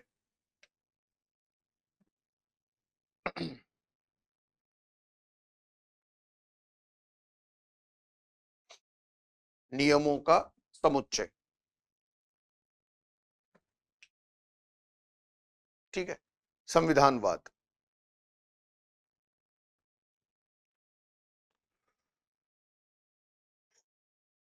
लिखिए, कई देशों में इसे विधि का शासन भी कहते हैं, कई देशों में इसे विधि का शासन भी कहते हैं। संविधानवाद से तात्पर्य है कि विधि ही सर्वोच्च है। संविधानवाद से तात्पर्य है कि विधि ही सर्वोच्च है, और सरकार विधि के अधीन रहते हुए कार्य करती है, और सरकार विधि के अधीन रहते हुए कार्य करती है। अर्थात इसे सीमित सरकार का शासन भी कहते हैं, सीमित सरकार का शासन। अब जैसे उदाहरण के तौर पर मान लीजिए कॉन्स्टिट्यूशन तो है किसी देश में, जैसे पाकिस्तान, लेकिन संविधानवाद नहीं है। मतलब कॉन्स्टिट्यूशन होने के बावजूद वहां कॉन्स्टिट्यूशन के अकॉर्डिंगली सरकार नहीं चल रही है, विधि के अधीन सरकार नहीं चल रही है। लिख तो दिया संविधान, लेकिन संविधान के नियमों को पालन नहीं कर रहे हो। तो दोनों याद रखिएगा, एक साथ हो जरूरी नहीं है। संविधान और संविधानवाद में यही अंतर है कि सीमित सरकार अगर वो है, अब भले ही वहां पे संविधान लिखा है नहीं लिखा है, लेकिन सरकार सीमित है, क्योंकि वो नियमों के अधीन बधी हुई है। दोनों एक साथ हो सकते हैं और होते भी हैं, जैसे भारत में दोनों है, संविधानवाद भी है भारत में और संविधान भी है। हम संविधान के नियमों के अधीन सरकार चलाते हैं, और अगर संविधान के प्रावधानों का उल्लंघन हुआ तो सुप्रीम कोर्ट, हाई कोर्ट बैठा हुआ है कि नहीं, संविधानवाद सबसे ऊपर है। और संविधान की सर्वोच्चता यानी सुप्रीमेसी ऑफ द कॉन्स्टिट्यूशन हमने यूएसए से लिया हुआ है, इसको अपनाया भी है कि संविधान भाई सबसे ऊपर है, इसके ऊपर कोई नहीं है। तो याद रखिएगा, सीमित सरकार का शासन कहते हैं इसे। अब पैराग्राफ चेंज करके लिखिए राजव्यवस्था।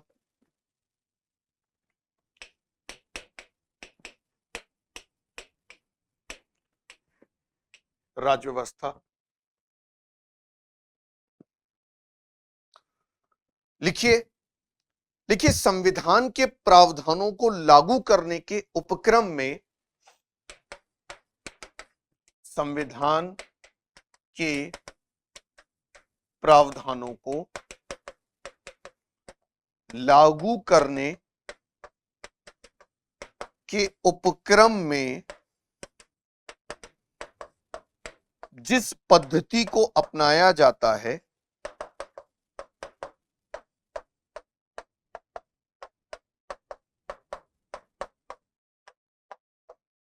जिस पद्धति को अपनाया जाता है, संविधान को लागू करने के उपक्रम में जिस पद्धति को अपनाया जाता है उसे राजव्यवस्था कहा जाता है, उसे राजव्यवस्था कहा जाता है, उसे राजव्यवस्था कहा जाता है। लिखिए, अर्थात यह संविधान का व्यवहारिक स्वरूप है, यह संविधान का व्यावहारिक स्वरूप है, अर्थात यह संविधान का व्यावहारिक स्वरूप है।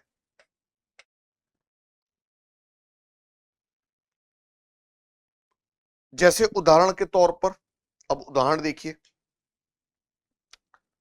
मैं आपको दोनों को उदाहरण बताता हूं, फिर राजव्यवस्था को हम थोड़ा सा इलैबोरेट करते हैं। अब उदाहरण के तौर पर क्या देखें, जैसे लिखिए अनुच्छेद 17 आर्टिकल 17, लिखिए अस्पृश्यता के अंत की घोषणा करता है।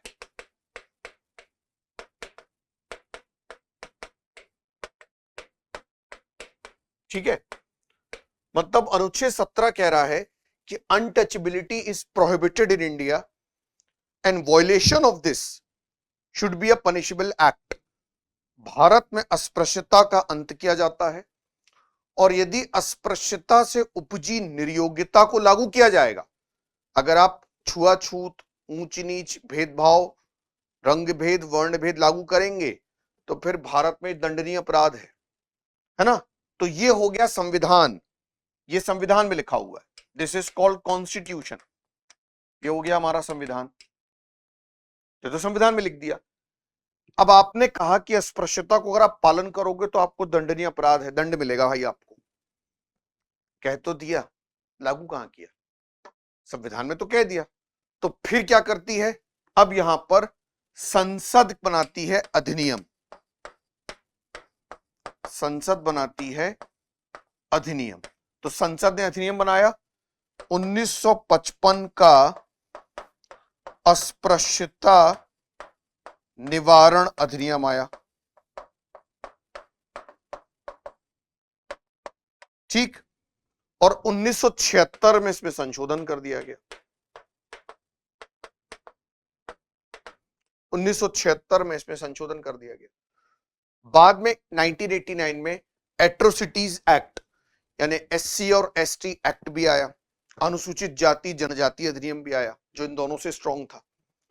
तो ये जो आप संसद लेकर आई है, इसे हम कहेंगे क्या, इसे हम कहेंगे राजव्यवस्था। मतलब ये हुआ संविधान का व्यवहारिक स्वरूप, समझ रहे हैं। तो संविधान के प्रावधानों को लागू करने के उपक्रम में जिस व्यवस्था को हम लाते हैं उसे हम राजव्यवस्था कहते हैं। सरकार इसी के माध्यम से आज पर शासन करती है।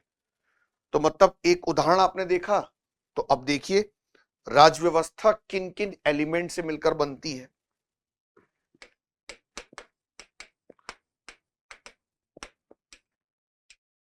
हमारी जो राज्य व्यवस्था है, याद रखिएगा, वो 3 तत्वों से मिलकर बनती है। उसके 3 एलिमेंट्स हैं। कौन कौन से एलिमेंट्स हैं? पहला, संसद के अधिनियम, एक ये हो गया। तो संसद के अधिनियम, अभी आपने एग्जांपल लिखा, देखिए संसद के अधिनियम 1955 अस्पृश्यता निवारण अधिनियम आया और 1976 का संशोधन। ठीक, तो संसद के अधिनियम से राज्य व्यवस्था का निर्माण हुआ, पहला एलिमेंट। दूसरा जो एलिमेंट होता है राज्य व्यवस्था का, जिससे राज्य व्यवस्था का निर्माण होता है, वो होता है न्यायालय के निर्णय। तो इसको भी देख लेते हैं, न्यायालय के निर्णय कैसे राज्य व्यवस्था का निर्माण करते हैं। जैसे article 19 clause 1 sub clause A, अनुच्छेद 19 का खंड 1 का उपखंड अ या क कहता है कि भारत में वाक और अभिव्यक्ति की स्वतंत्रता का अधिकार होगा।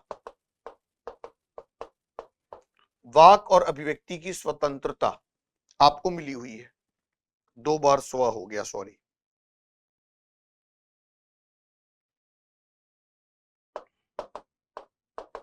है ना? अब कह तो दिया गया, लेकिन अगर हम कहते हैं वाक और अभिव्यक्ति, तो वाक और अभिव्यक्ति तो कई तरीके से हो सकती है। जैसे उदाहरण के तौर पर मौखिक अभिव्यक्ति हो सकती है। मौखिक अभिव्यक्ति के कई रूप हो सकते हैं, जैसे अखबार, न्यूज चैनल्स, अभिनय करना, है ना, ये मौखिक अभिव्यक्ति, या चलचित्रों के माध्यम से। लेकिन इसको वैलिडिटी कैसे मिलेगी कि हां प्रेस की स्वतंत्रता या हमारे यहां चलचित्रों का माध्यम वाक अभिव्यक्ति है? तो इसके लिए न्यायालय का निर्णय कब आया? हमारे यहां जब एक के बाद एक कई मामले निकल कर आए, जैसे प्रभुदत्त चावला केस। प्रभुदत्त चावला केस जब आया था, तो एक जमाने में रंगा बिल्ला नाम के 2 कुख्यात अपराधी थे, उनका ये इंटरव्यू लेने पहुंच गए थे प्रभुदत्त चावला जी। तो रंगा बिल्ला की बातों को उन्होंने जब अखबार में छापना शुरू किया, तो रंगा बिल्ला के लिए एक सहानुभूति वाला माहौल बनने लगा। तो लोगों ने इसका फिर विरोध भी शुरू किया।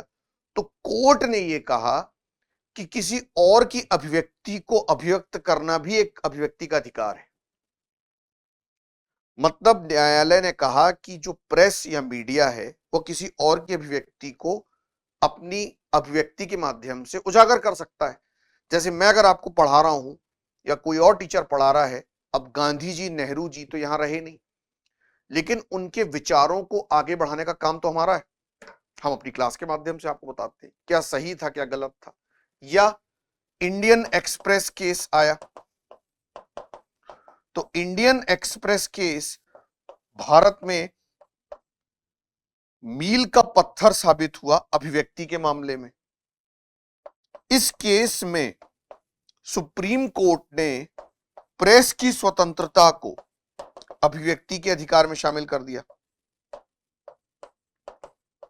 तो अब प्रेस की स्वतंत्रता क्या है? अभिव्यक्ति का अधिकार हुआ। तो फिर मतलब आ गई आपकी ये राज्य व्यवस्था, देखिए, और ये हो गया आपका संविधान। तो ये संविधान हुआ और इसका व्यवहारिक स्वरूप राज्य व्यवस्था हुई, जिसके माध्यम से अभिव्यक्ति के अधिकार में कई बातों को शामिल किया गया। ठीक, या एक और एग्जांपल बता देता हूं। आर्टिकल 21 प्राण और दैहिक स्वतंत्रता का अधिकार है आपको। प्राण और दैहिक स्वतंत्रता का मतलब हुआ जीने की स्वतंत्रता। लेकिन जीने की स्वतंत्रता कैसी हो? गरिमामय हो या केवल जीने की स्वतंत्रता हो? तो एक केस आया, बहुत ही महत्वपूर्ण केस था सुप्रीम कोर्ट का, जिसका नाम था मेनका गांधी बनाम यूनियन ऑफ इंडिया केस।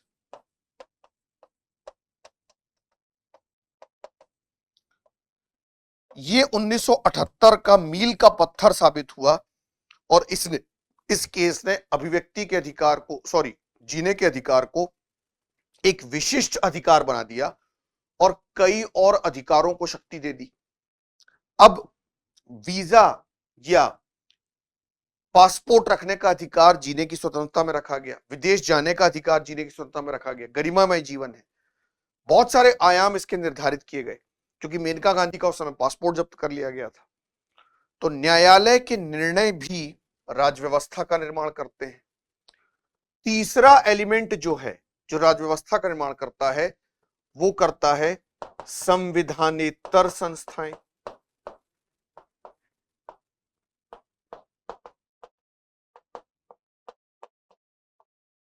संविधानेतर संस्थाएं क्या होती है? तो इसके लिए आपको संस्थाएं समझना पड़ेंगी कि भारत में निकाय कितने तरीके के हैं। संविधान में निकाय कौन कौन से हैं? तो एक होता है जिसे हम बोलते हैं कौन सी, कॉन्स्टिट्यूशनल बॉडी। पहला होता है जिसे आप बोलते हैं संवैधानिक निकाय, कॉन्स्टिट्यूशनल बॉडी।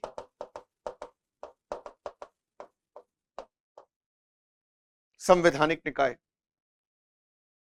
एक होता है जिसे आप बोलते हैं दूसरा असंवैधानिक निकाय, इसे आप बोलते हैं अनकॉन्स्टिट्यूशनल बॉडी।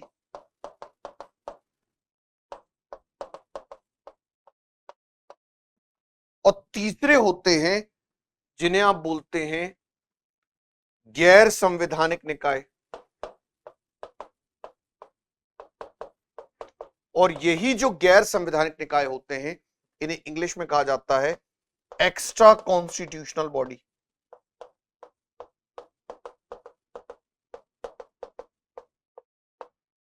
अब देखिए यहां पर राजव्यवस्था का निर्माण कैसे हो रहा है। जैसे अब संवैधानिक निकाय कौन से हैं?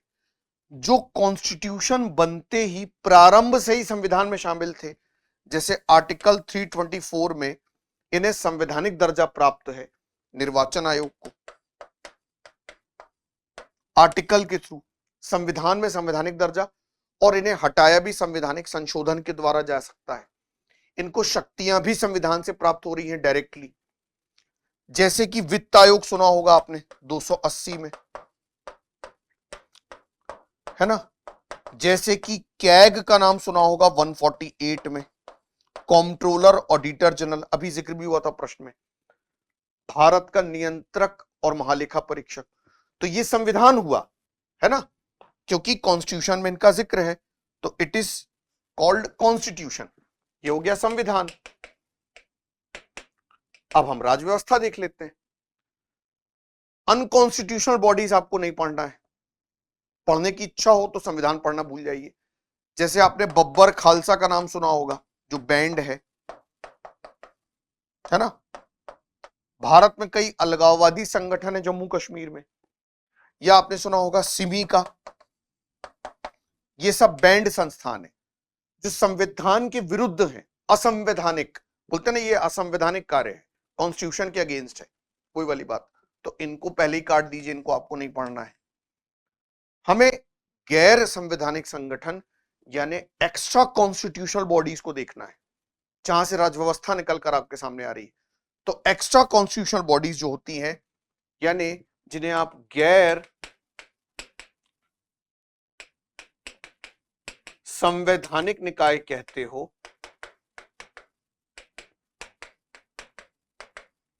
ये दो तरीके के होते हैं। एक जिन्हें आप कहते हो सांविधिक संस्थाएं,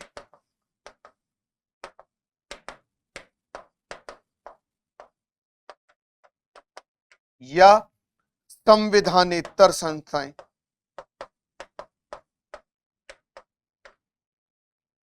आप इन्हें भी संविधानेतर कह सकते हो, कोई दिक्कत नहीं है। और एक होते हैं एग्जीक्यूटिव बॉडीज यानी कार्यकारी संस्थाएं।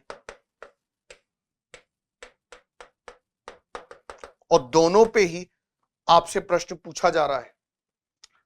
ये फिर बन गया, अगर हम इसे ही संविधानेतर बोल दें तो ये बन गई राजव्यवस्था। बन गई ना। आप देखिए सांविधिक या संविधानेतर संस्थाएं कौन सी होती हैं? ये संसद के अधिनियम से आती हैं।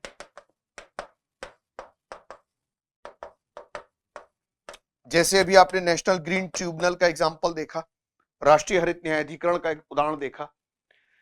जैसे हमारे यहां पर है राष्ट्रीय सूचना आयोग, सुना होगा, केंद्रीय सूचना आयोग, सॉरी, केंद्रीय सूचना अधिनियम के तहत आया। आपने केंद्रीय सतर्कता आयोग के बारे में सुना होगा, ये भी संसद के अधिनियम से आए हैं। कुछ कार्यकारी एग्जीक्यूटिव बॉडीज होती हैं जो मंत्रिमंडल के प्रस्ताव से या राष्ट्रपति के अध्यादेश या आदेश से आ जाती हैं। जैसे कि एक समय योजना आयोग कार्य कर रहा था,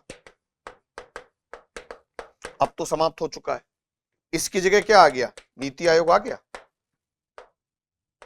national institution for transforming India, तो आ गया एग्जीक्यूटिव बॉडीज।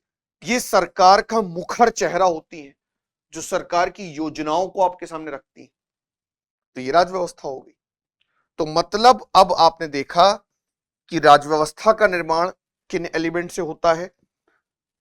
संसद के अधिनियम से, न्यायालय के निर्णय से और संविधानेतर संस्थाओं से। मतलब जब हम संविधान को लागू करते हैं, जो संविधान लिखित रूप में हमारे सामने उपलब्ध है, तो इन तीन प्रावधानों के तहत हम उसे संविधान को आगे बढ़ाते हैं, लागू करते हैं, जिसे राजव्यवस्था कहते हैं। तो ये था संविधान और राजव्यवस्था का संबंध और इनका अंतर, और इसके साथ साथ राज्य की परिकल्पना। तो एक सवाल यह भी पैदा होता है जिसका ब्रीफली यहां पर जिक्र करना जरूरी है, क्योंकि पहली क्लास का वह मूल अवधारणा के तहत कार्य करती है वो बात जो मैं भी आपके सामने करूंगा, कि इतनी सारी बातें जो मैंने की, संविधान, राज्य या इसके अलावा राजनीतिक प्रणाली, राजव्यवस्था, ये सब भारत में कैसे आ गए। और इसका कारण था भारत में खास तौर पर संविधान के बारे में अगर हम देखें तो भारत के एक बहुत बड़े संवैधानिक इतिहास की तरफ। हम यहां संवैधानिक इतिहास नहीं पढ़ेंगे क्योंकि वो हिस्ट्री में आपको पढ़ाया जाएगा। मेरे जुरिस्डिक्शन में, न्याय क्षेत्र में वो नहीं है, और ज्यादा न्याय संगत है कि आप उसे इतिहास की क्लास में पढ़ें। मैं ब्रीफली बस उसका डिस्कशन यहां पर करूंगा कि जब 1600 ईस्वी में, आपको पता है, British East India Company Bharat आ जाती है और एक व्यापारिक कंपनी से वह कैसे 150 साल में एक राजनीतिक कंपनी बन जाती है। यानी 1757 में आपने प्लासी और 1764 में आपने बक्सर के युद्ध के बारे में सुना होगा, और यहीं से ईस्ट इंडिया कंपनी बंगाल पर कब्जा करने के बाद उसको बफर स्टेट बनाकर पूरे भारत को जीतने का प्रयास करती है और उसमें सफल भी होती है। यहीं से हमारे भारतीय संविधान के इतिहास की पृष्ठभूमि बन जाती है। देखिए, दरअसल हुआ ये, जब ईस्ट इंडिया कंपनी भारत की तरफ आई तो ईस्ट इंडिया कंपनी, अगर इंग्लैंड में हम देखें तो दो लोग थे, एक कोर्ट ऑफ प्रोपराइटर्स थे, और कोर्ट ऑफ प्रोपराइटर्स में कुछ ऐसे लोग थे, जैसे मान लीजिए कोई एक कंपनी है ना, उसमें किसी कंपनी के शेयर हैं तो उन्हें कोर्ट ऑफ प्रोपराइटर्स कहते थे, और उनमें से कुछ लोग ऐसे थे जिन्हें कोर्ट ऑफ डायरेक्टर्स कहते थे, जिनके पास कंपनी के अधिकतर शेयर थे, एक संगठन के समझ लीजिए। और इन्हीं कोर्ट ऑफ डायरेक्टर्स ने ईस्ट इंडिया कंपनी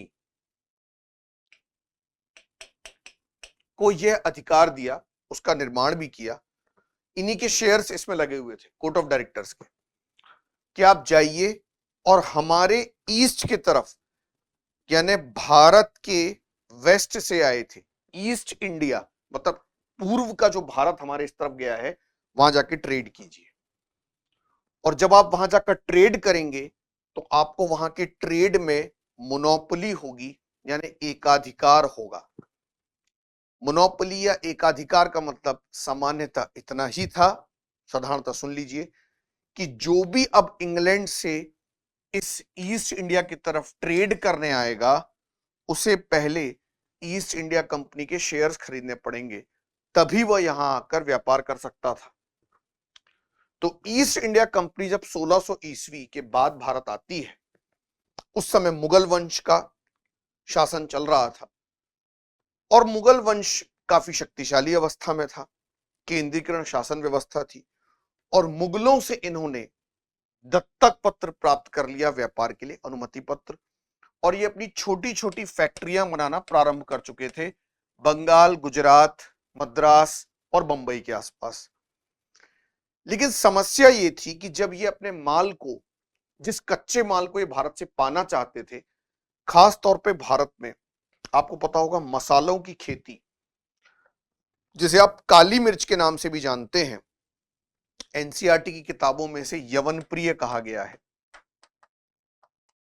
जो कि केरल और मालाबार और इसके आसपास के कई घाटों में मिलती थी। इस काली मिर्च को पुर्तगीज, डच, फ्रेंच और अंग्रेज सभी हथियाना चाहते थे। क्यों? क्योंकि इस काली मिर्च को यवन प्रिय, यूरोपियन प्रिय इसलिए कहा जाता था क्योंकि यूरोप के ठंडे प्रदेशों में इसकी बहुत ज्यादा मांग थी।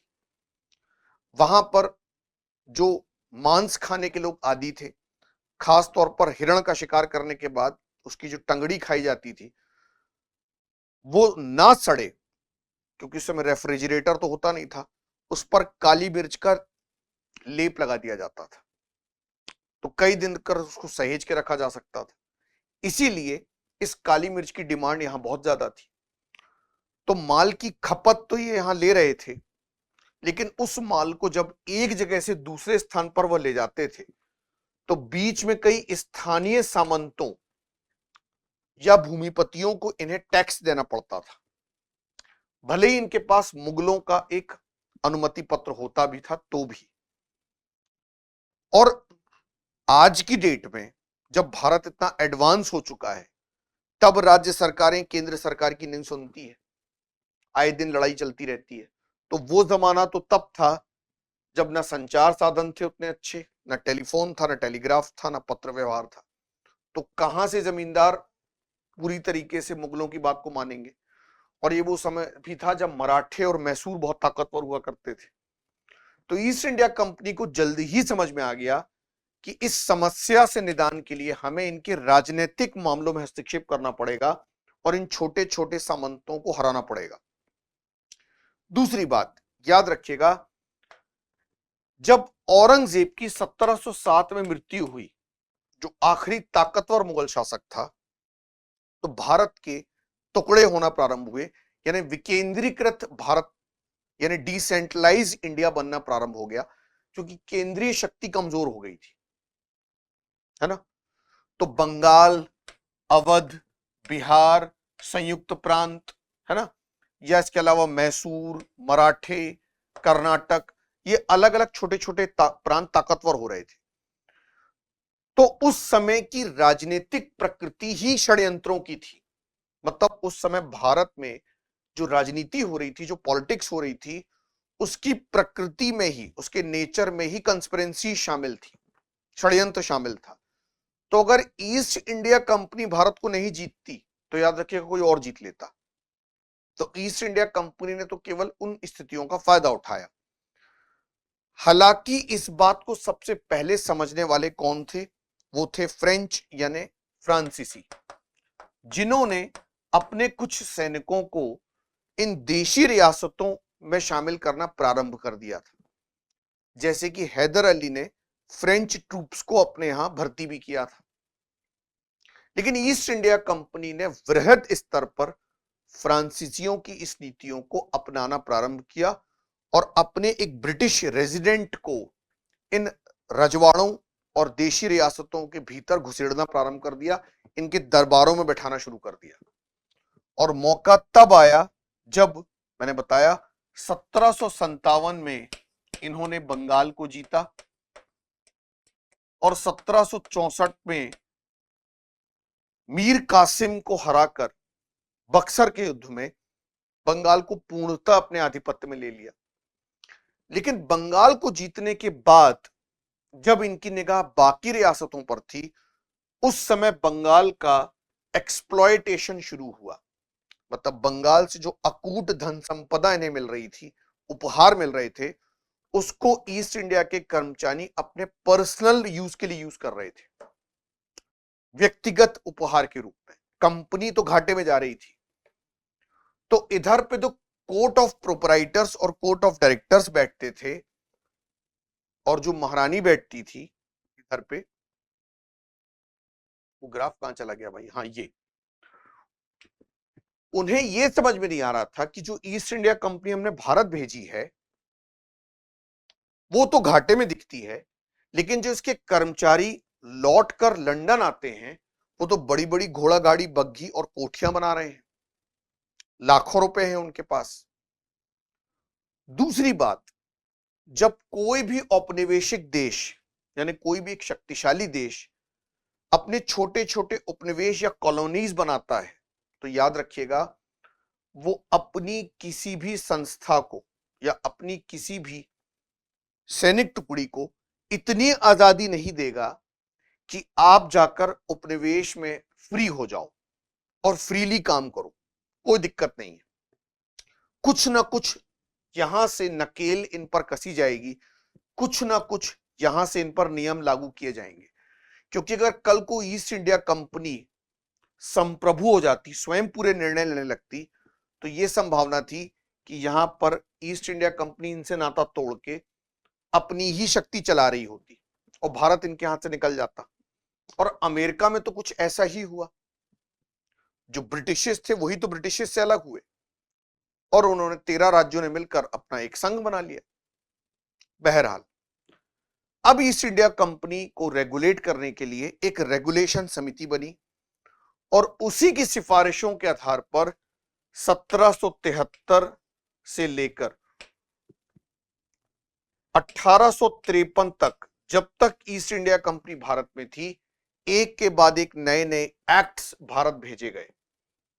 कुछ अधिनियमों से गवर्नर जनरल को शक्तिशाली बनाया गया, कुछ अधिनियमों से ईस्ट इंडिया कंपनी पर नकेल कसी गई, कुछ अधिनियमों से बोर्ड ऑफ कंट्रोल का गठन किया गया। वो सब आप इतिहास में पढ़ेंगे। 1857 की क्रांति होने के बाद ईस्ट इंडिया कंपनी को भारत से समाप्त किया गया और अब डायरेक्ट रूल जो ब्रिटेन का था, ब्रिटेन की महारानी का था, वो भारत पर डाल दिया गया। सीधा शासन महारानी का। और महारानी का जो रिप्रेजेंटेटिव था, क्राउन का जो प्रतिनिधि था, वो भारत का वॉयसरॉय कहलाया। और फिर जो अधिनियम एक के बाद आए वो ईस्ट इंडिया कंपनी के लिए नहीं थे, वो भारत के लिए थे। जैसे कि 1858 का अधिनियम आता है, जैसे कि इसके बाद 1861 का अधिनियम आता है, 1892 का आता है, 1909 का आता है, 1919 का, 1935 का। और एक के बाद एक इन अधिनियमों ने भारत के संवैधानिक इतिहास की पृष्ठभूमि तैयार कर दी। ठीक, 1935 का अधिनियम जब भारत आया, तब तक भारत में एक संघ का निर्माण किया जा चुका था। 1935 के अधिनियम से किया गया और भारत को स्पष्टतः अब ब्रिटेन के राजनयिकों ने, यानी ब्रिटेन ने 3 भागों में बांट दिया था, एक संघ बनाकर। मतलब जिसमें ब्रिटिश प्रांत थे, ब्रिटिश भारतीय प्रांत। ब्रिटिश भारतीय प्रांत का मतलब यहां क्या था, जैसे अवध, संयुक्त प्रांत, है ना, बिहार, उड़ीसा, बंगाल, जहां पर एक गवर्नर जनरल होता था और उसका एक विधान परिषद होती थी, उसकी एक, जिसमें कुछ चुने हुए सदस्य बैठते थे। फिर दूसरा हिस्सा किया गया देशी रियासतों का। ये वो देशी रियासतें थी जो ब्रिटिश के लिए पूरी तरह वफादार थी और ये चाहते भी नहीं थे कि ब्रिटिश यहां से जाएं। पुराने हमारे राजे रजवाड़े, लगभग 550 से भी ज्यादा देशी रियासतें थी और कुछ प्रांतों को चीफ कमिश्नरी घोषित कर दिया गया। चीफ कमिश्नरी मतलब जैसे आज की डेट में यूनियन टेरिटरी होता है, केंद्र शासित प्रदेश, जहां पर एक चीफ कमिश्नर होता था।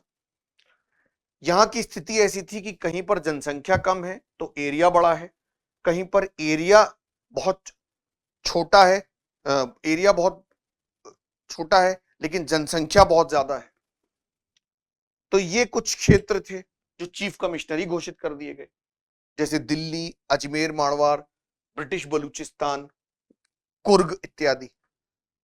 और इन तीनों क्षेत्रों से फिर 1937 में भारत में पहले आम चुनाव हुए प्रांतों के लिए, जिनमें कांग्रेस ने अभूतपूर्व समर्थन प्राप्त किया और प्रदर्शन भी कर दिया।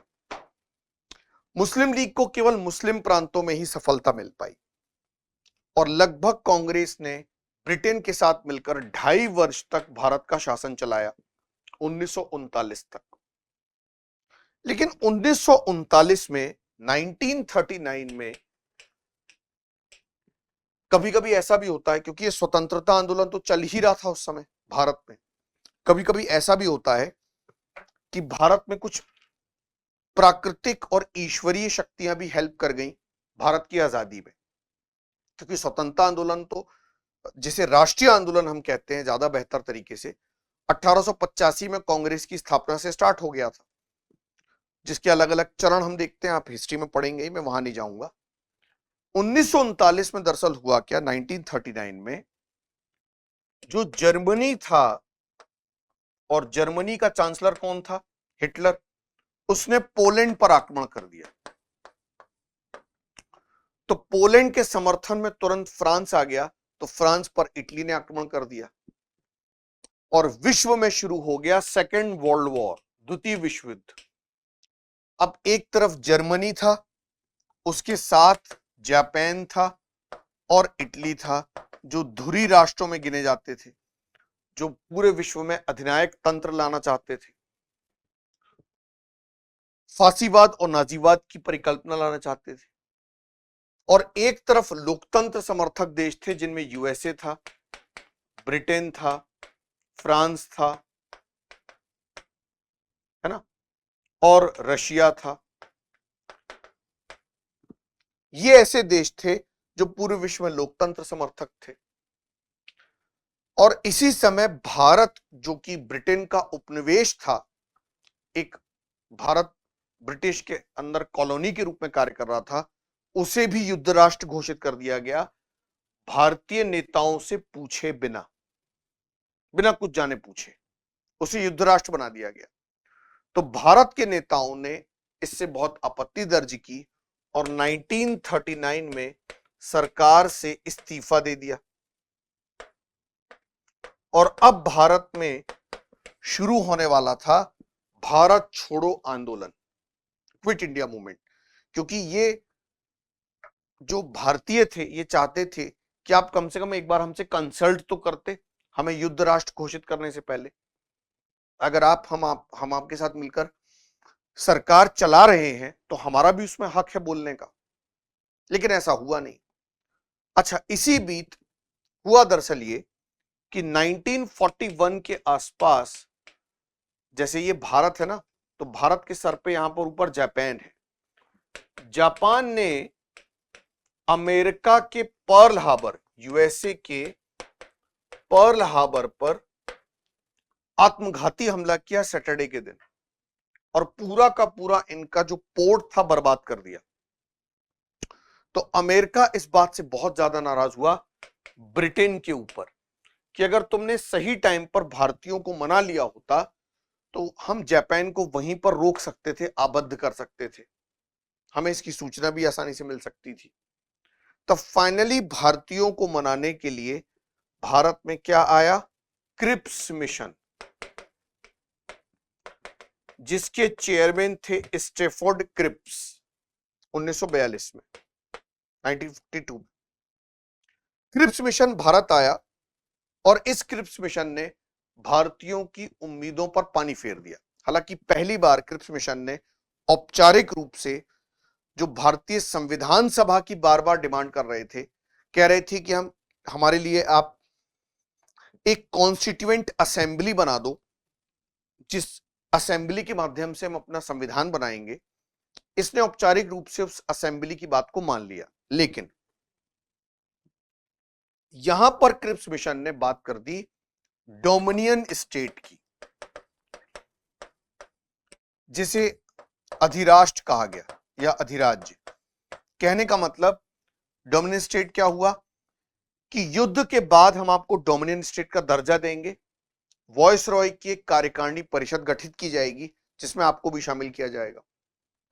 भारतीयों ने कहा कि इस डोमिनियन स्टेट की मांग को तो हम 1928 में नेहरू रिपोर्ट के बाद त्याग चुके हैं, अब हमें पूर्ण स्वतंत्रता चाहिए।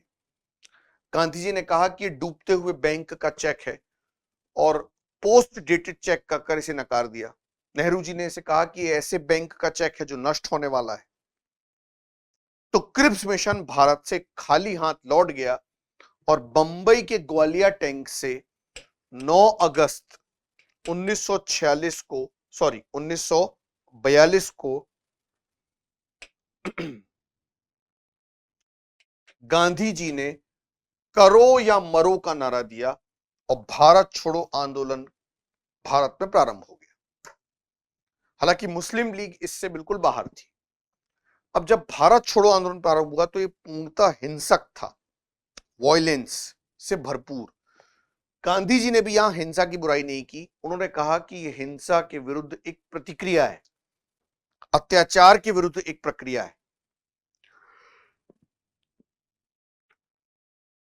और यह स्वतः स्फूर्त आंदोलन था, क्योंकि जितने भी बड़े नेता थे उन्हें रातों रात गिरफ्तार करके जेल में डाल दिया गया था।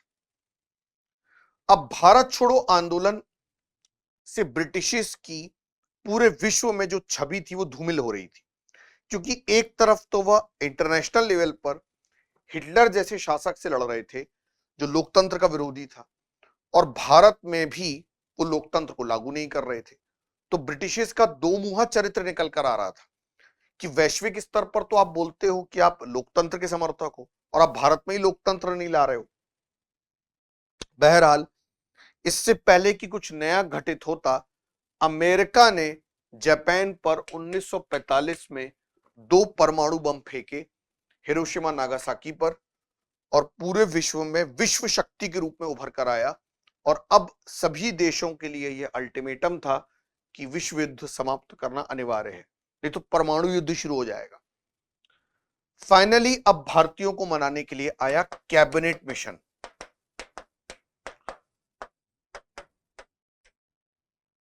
कैबिनेट मिशन में भी संविधान सभा की बातों को स्वीकार किया गया, और इसी कैबिनेट मिशन में स्टेफोर्ड क्रिप्स, पैथिक लॉरेंस और एवी अलेक्जेंडर 3 लोग जो थे, उन्होंने भारत में पाकिस्तान की मांग को तो नकार दिया, लेकिन कुछ हद तक भारतीय नेताओं और मोहम्मद अली जिन्ना को एक तरह से सेटिस्फाई कर दिया।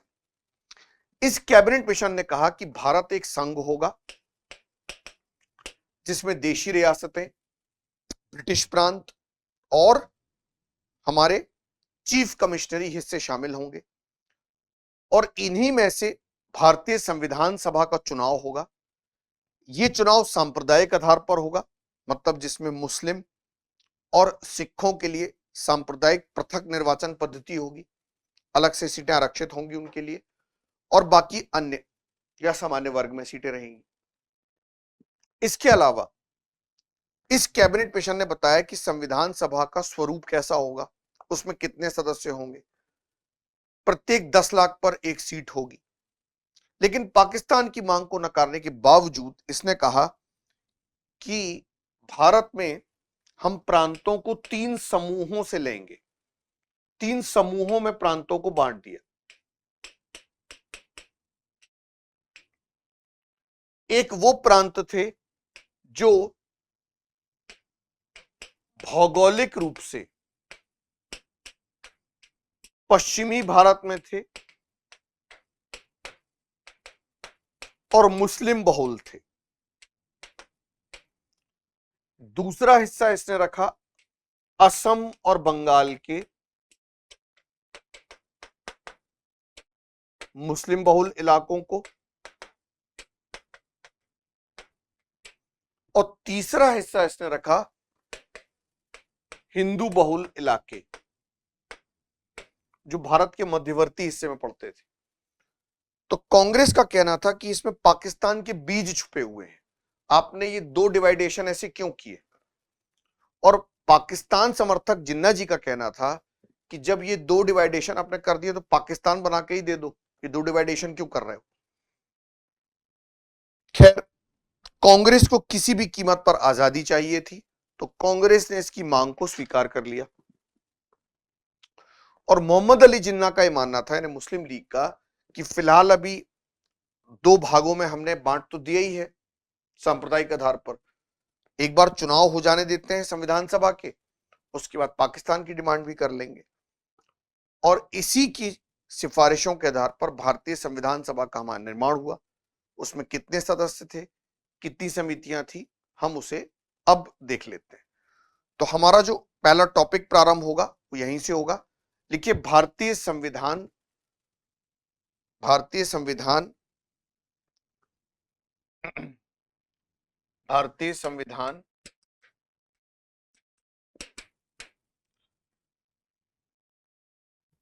तथा संविधान का निर्माण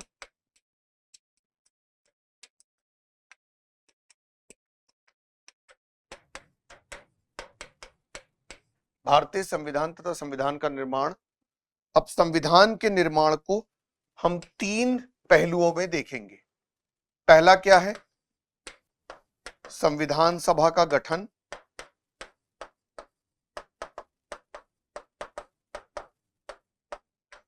संविधान सभा का गठन, बताओ हमारी संविधान सभा जो बनी।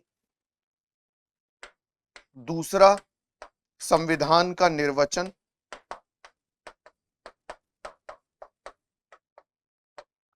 संविधान का निर्वचन मतलब संविधान में आर्टिकल क्या होते हैं, संविधान में अनुसूचियां क्या होती हैं, भाग क्या होते हैं। और तीसरा, संविधान की विशेषताएं।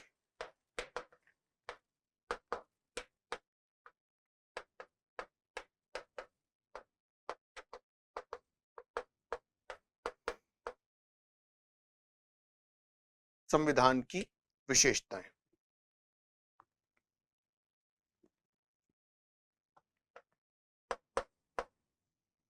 ठीक है ना। तो चलिए सबसे पहले हम देखते हैं संविधान सभा का गठन, भारतीय संविधान सभा का गठन।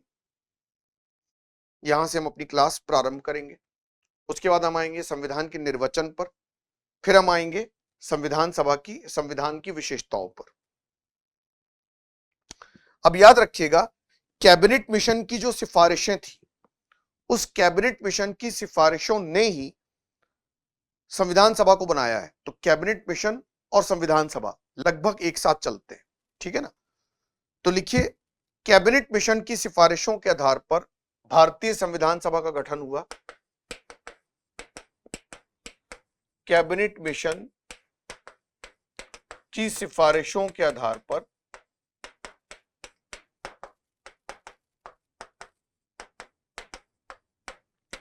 संविधान सभा का गठन हुआ।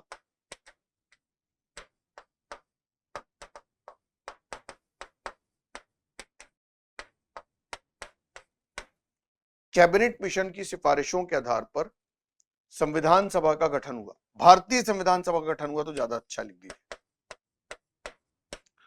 भारतीय संविधान सभा का गठन हुआ। लिखिए, संविधान सभा की सबसे पहली मांग संविधान सभा की सबसे पहली मांग बाल गंगाधर तिलक के द्वारा की गई।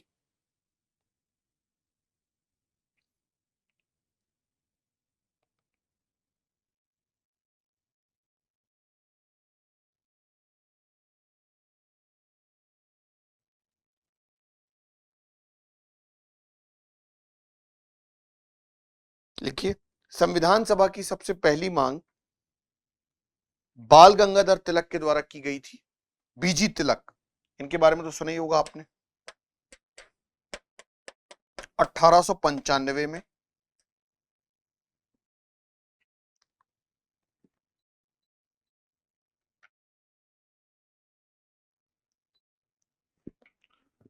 इसके बाद 1922 में गांधी जी ने भी संविधान सभा की मांग की थी।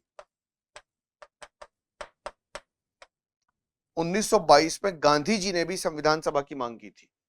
1895 में बाल गंगाधर तिलक और 1922 में गांधी जी ने भी संविधान सभा की मांग की थी।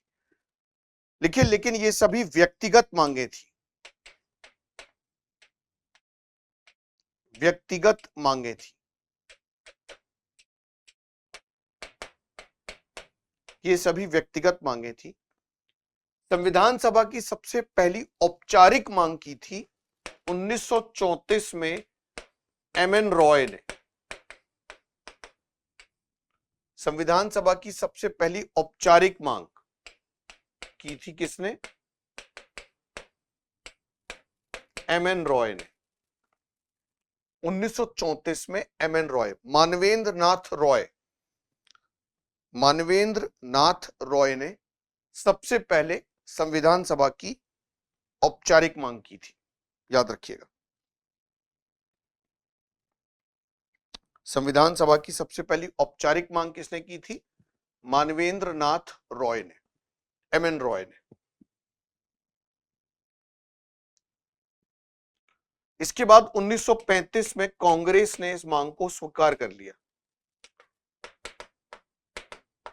कांग्रेस ने स्वीकार कर लिया था।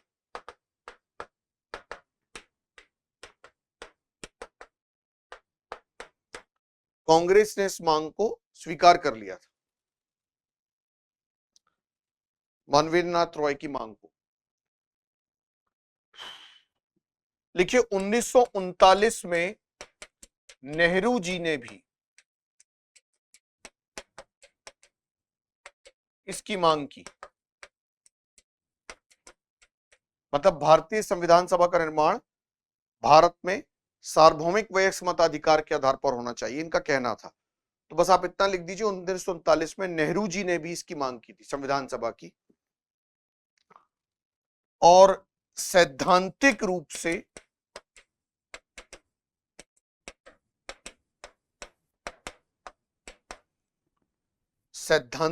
से अंग्रेजों ने इसे स्वीकार किया।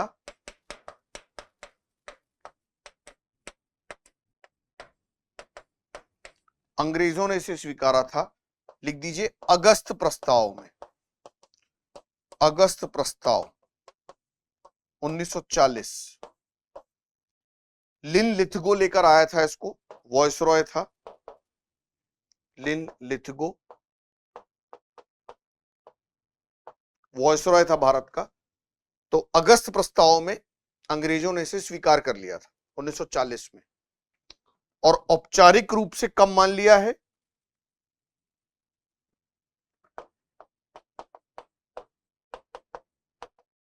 औपचारिक रूप से क्रिप्स मिशन में।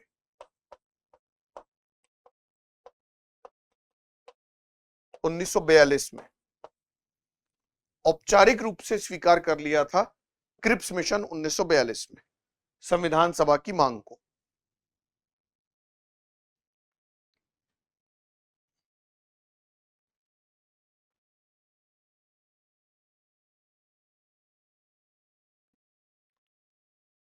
औपचारिक रूप से,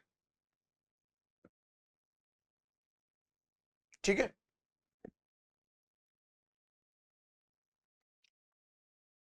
इसके चेयरमैन कौन थे? स्टेफोर्ड क्रिप्स, चाहे तो लिख दीजिए।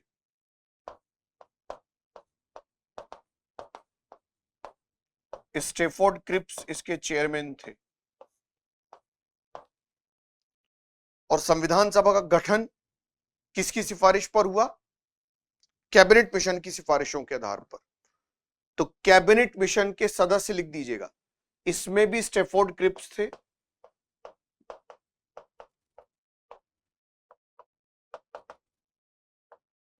फिर एवी अलेक्जेंडर थे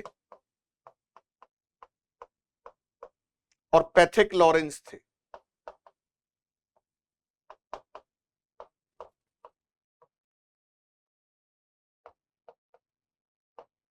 पैथिक लॉरेंस, ये थे सभी कैबिनेट मिशन में।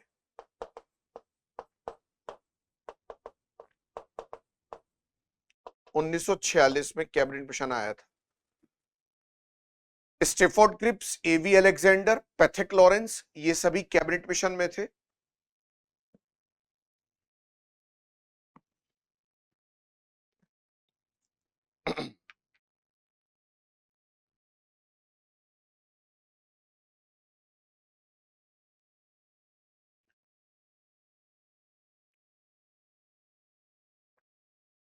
जिसमें संविधान सभा को मान लिया था।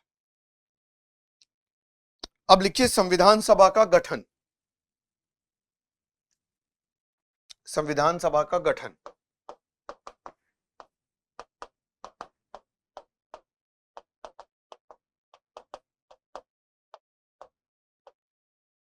इसमें 389 सदस्य थे, जिसमें 15 महिलाएं थी, 15 वर वुमेन। 387 सदस्य कहां से थे? ए, बी और सी, 3 पार्ट में इनको डिवाइड कर दीजिए। 292 सदस्य थे ब्रिटिश भारतीय प्रांतों से।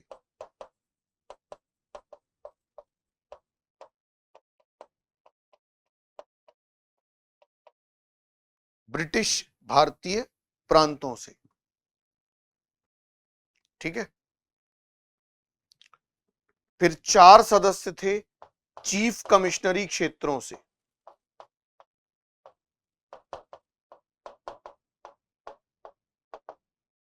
चीफ कमिश्नरी एरिया,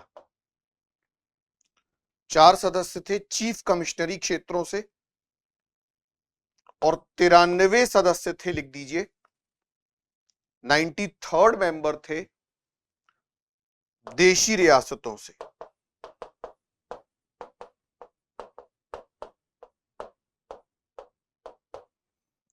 93 सदस्य थे देशी रियासतों से। 389। अब देखिए, समझ लीजिए, फिर आगे लिखिएगा। ये जो दो मिला देते हैं अगर हम इनको, टोटल 296 हम सदस्यों को ले लेते हैं अगर, यानी 292 प्लस 4, तो 296 हम सीट ले लेते हैं। हमारे 292 सदस्य और 4 चीफ कमिश्नरी हिस्से, ये कुल जो 292 सदस्य आते हैं, ये 11 प्रांतों से आते हैं। और इन 11 प्रांतों में आप 4 चीफ कमिश्नरी हिस्से भी जोड़ दीजिए, तो ये तो अवध, बंगाल, उड़ीसा, बिहार वो हो गए। 4 चीफ कमिश्नरी हिस्से कौन कौन से हैं? लिखिए, कुर्ग था, दिल्ली था, अजमेर, मारवाड़ था और ब्रिटिश बलूचिस्तान था। ब्रिटिश बलूचिस्तान।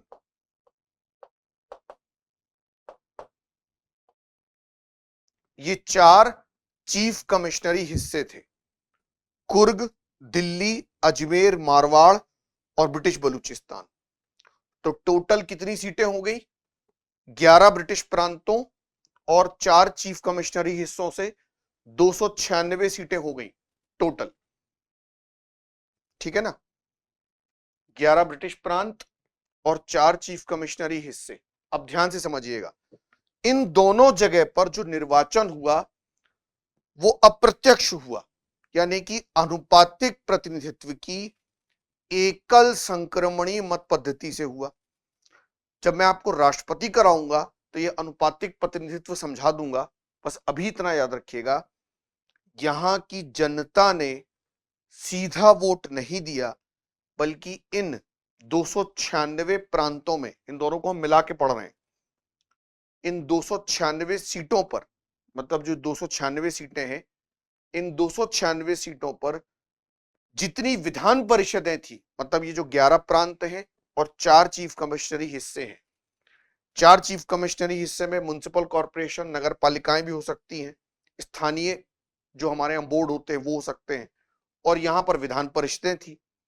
तो इन विधान परिषदों और स्थानीय निकायों के निर्वाचित सदस्य जो पहले से बैठे हुए थे, उन्होंने अपने पार्टी के लोगों को वोट देकर यहां पहुंचा दिया।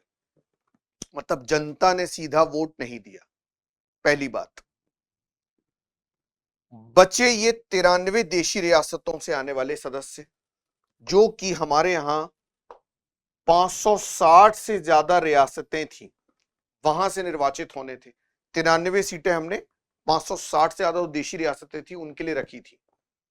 तो देशी रियासतों में निर्वाचन की पद्धति को नहीं अपनाया गया, क्योंकि यहां तो विधान परिषद ही नहीं थी और ना यहां की जनता को वोट देने का अधिकार दिया गया।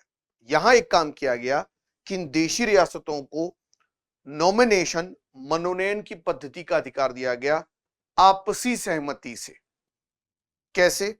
मतलब जैसे मान लीजिए अगर ये नॉर्थ वेस्ट में एक पटियाला की रियासत है और यहां के राजा महाराजा जो हैं वो लंदन से पढ़कर आए हैं, बहुत अच्छी बात को रख सकते हैं किसी के सामने, उनके आसपास की रियासतें उनको टैक्स देती हैं, तो ये आसपास की रियासतें आपसी सहमति से पटियाला की रियासत के महाराजा को अपना नॉमिनेशन बना देती हैं। तो ये 10-15 रियासतों के प्रतिनिधि बनकर संविधान सभा में पहुंच गए। तो आप देखिए रियासतें तो 560 से ज्यादा हैं, लेकिन प्रतिनिधि कितने हैं? 93। याद रखिएगा। तो यहां लिख दीजिए इसके नीचे, पहले ऐसे कर दीजिए 292 + 4 = 296। इन दोनों को मिला दीजिए, इनको प्रांत ही समझिए, ये दोनों प्रांत ही हैं, ठीक है ना। 11 प्रांत और 4 चीफ कमिश्नरी हिस्से लिख दीजिए। लिखिए ब्रिटिश प्रांतों और चीफ कमिश्नरी क्षेत्रों से अनुपातिक प्रतिनिधित्व की पद्धति से लोगों को चुना गया। अनुपातिक प्रतिनिधित्व की पद्धति से लोगों को चुना गया। इसे अनुपातिक प्रतिनिधित्व की एकल संक्रमणी पद्धति भी बोलते हैं। अनुपातिक प्रतिनिधित्व की पद्धति से लोगों को चुना गया अप्रत्यक्ष रूप से। ब्रैकेट में यह जरूर लिख दीजिएगा, अप्रत्यक्ष।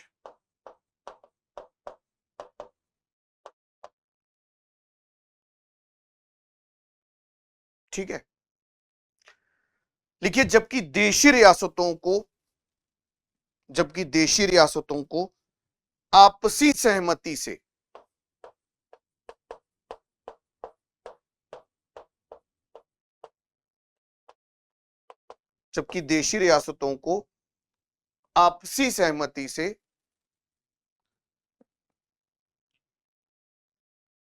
अपने सदस्यों के निर्वाचन का अधिकार दिया गया।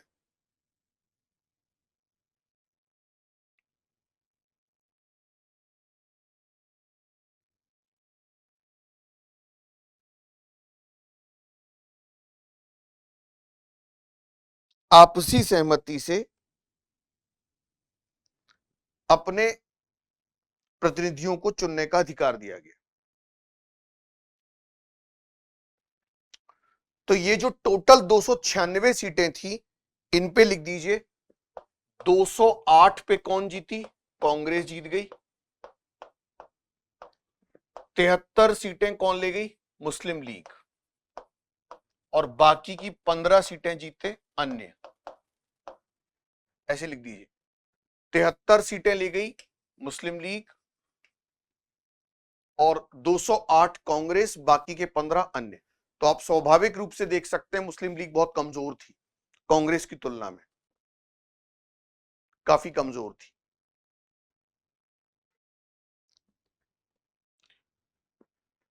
ठीक है ना। लिखिए सभी सदस्यों का निर्वाचन 3 श्रेणियों या 3 वर्गों से हुआ।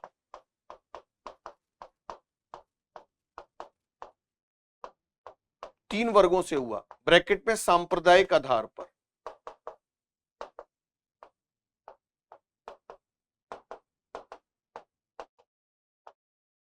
सांप्रदायिक आधार पर 3 श्रेणियों से हुआ। कौन कौन सी थी? लिख दीजिए, मुस्लिम वर्ग, सिख और अन्य।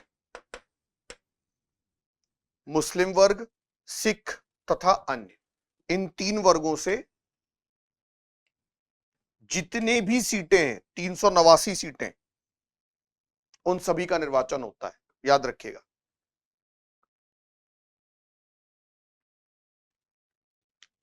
मुस्लिम वर्ग, सिख तथा अन्य।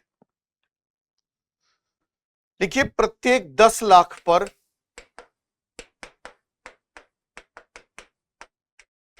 एक सीट रखी गई थी।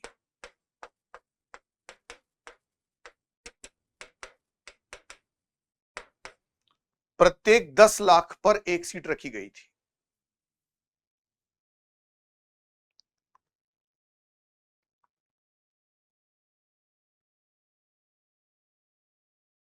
ठीक है, तो ये तो संविधान सभा का गठन हो गया। अब लिखिए, संविधान सभा की बैठकें और अधिवेशन।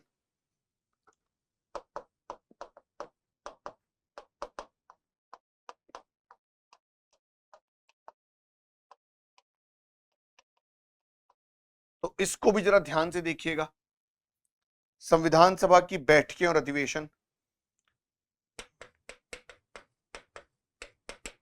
बैठकें, अधिवेशन ऑब्लिक सत्र या सेशंस, और तीसरा होता है वाचन। बैठकें या बैठक का मतलब होता है, मतलब जब शुरुआत होती है किसी चीज की, किसी मुद्दे की, और वह बैठक जितने चरणों से होकर गुजरती है, उसे हम सत्र या अधिवेशन बोलते हैं। वाचन का अर्थ होता है जब किसी विषय वस्तु की समीक्षा की जाती है, उस पर वाद विवाद और विचार विमर्श होता है।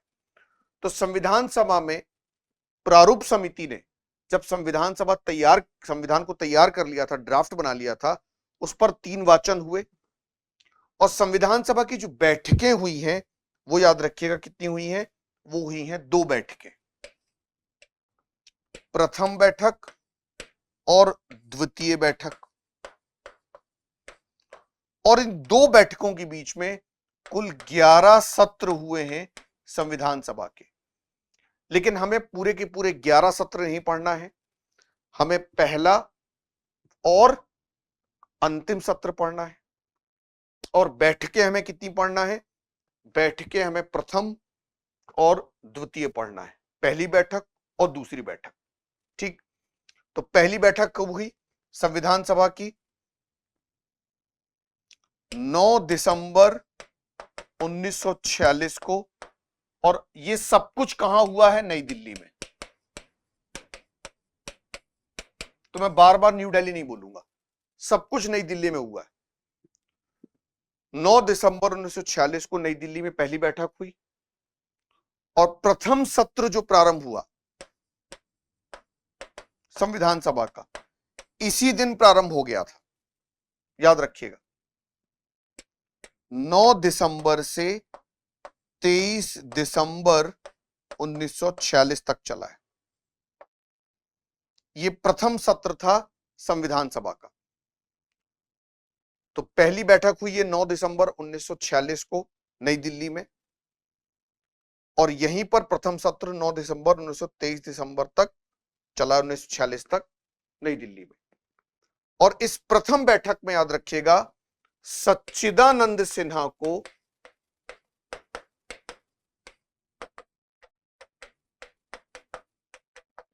अस्थायी अध्यक्ष चुन लिया गया। संविधान सभा का क्या चुना गया?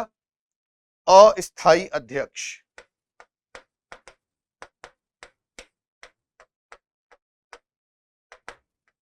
संविधान सभा का अस्थायी अध्यक्ष चुन लिया गया, सच्चिदानंद सिन्हा। जैसे आज की डेट में प्रोटेम स्पीकर होता है ना, लोकसभा का जो प्रथम दिन होता है, तो प्रोटेम स्पीकर को चुन लिया जाता है कार्यवाही संचालित करने के लिए।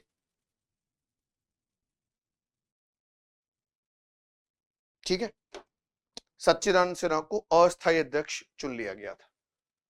बाद में राजेंद्र प्रसाद स्थायी अध्यक्ष बन गए, ठीक, तो समय आपका हो चुका है, नहीं तो मैं आगे इसको और करवा देता। समय के लिए मैं कटिबद्ध और प्रतिबद्ध हूं। बाकी क्लास को आगे बढ़ाते हैं फिर नेक्स्ट क्लास में। तो हम सत्र को देख लेंगे और अधिवेशन देख लेंगे, ठीक है ना। चलिए, तो आज के लिए इतना ही। नेक्स्ट क्लास में हम लोग फिर से मिलते हैं। Thank you so much.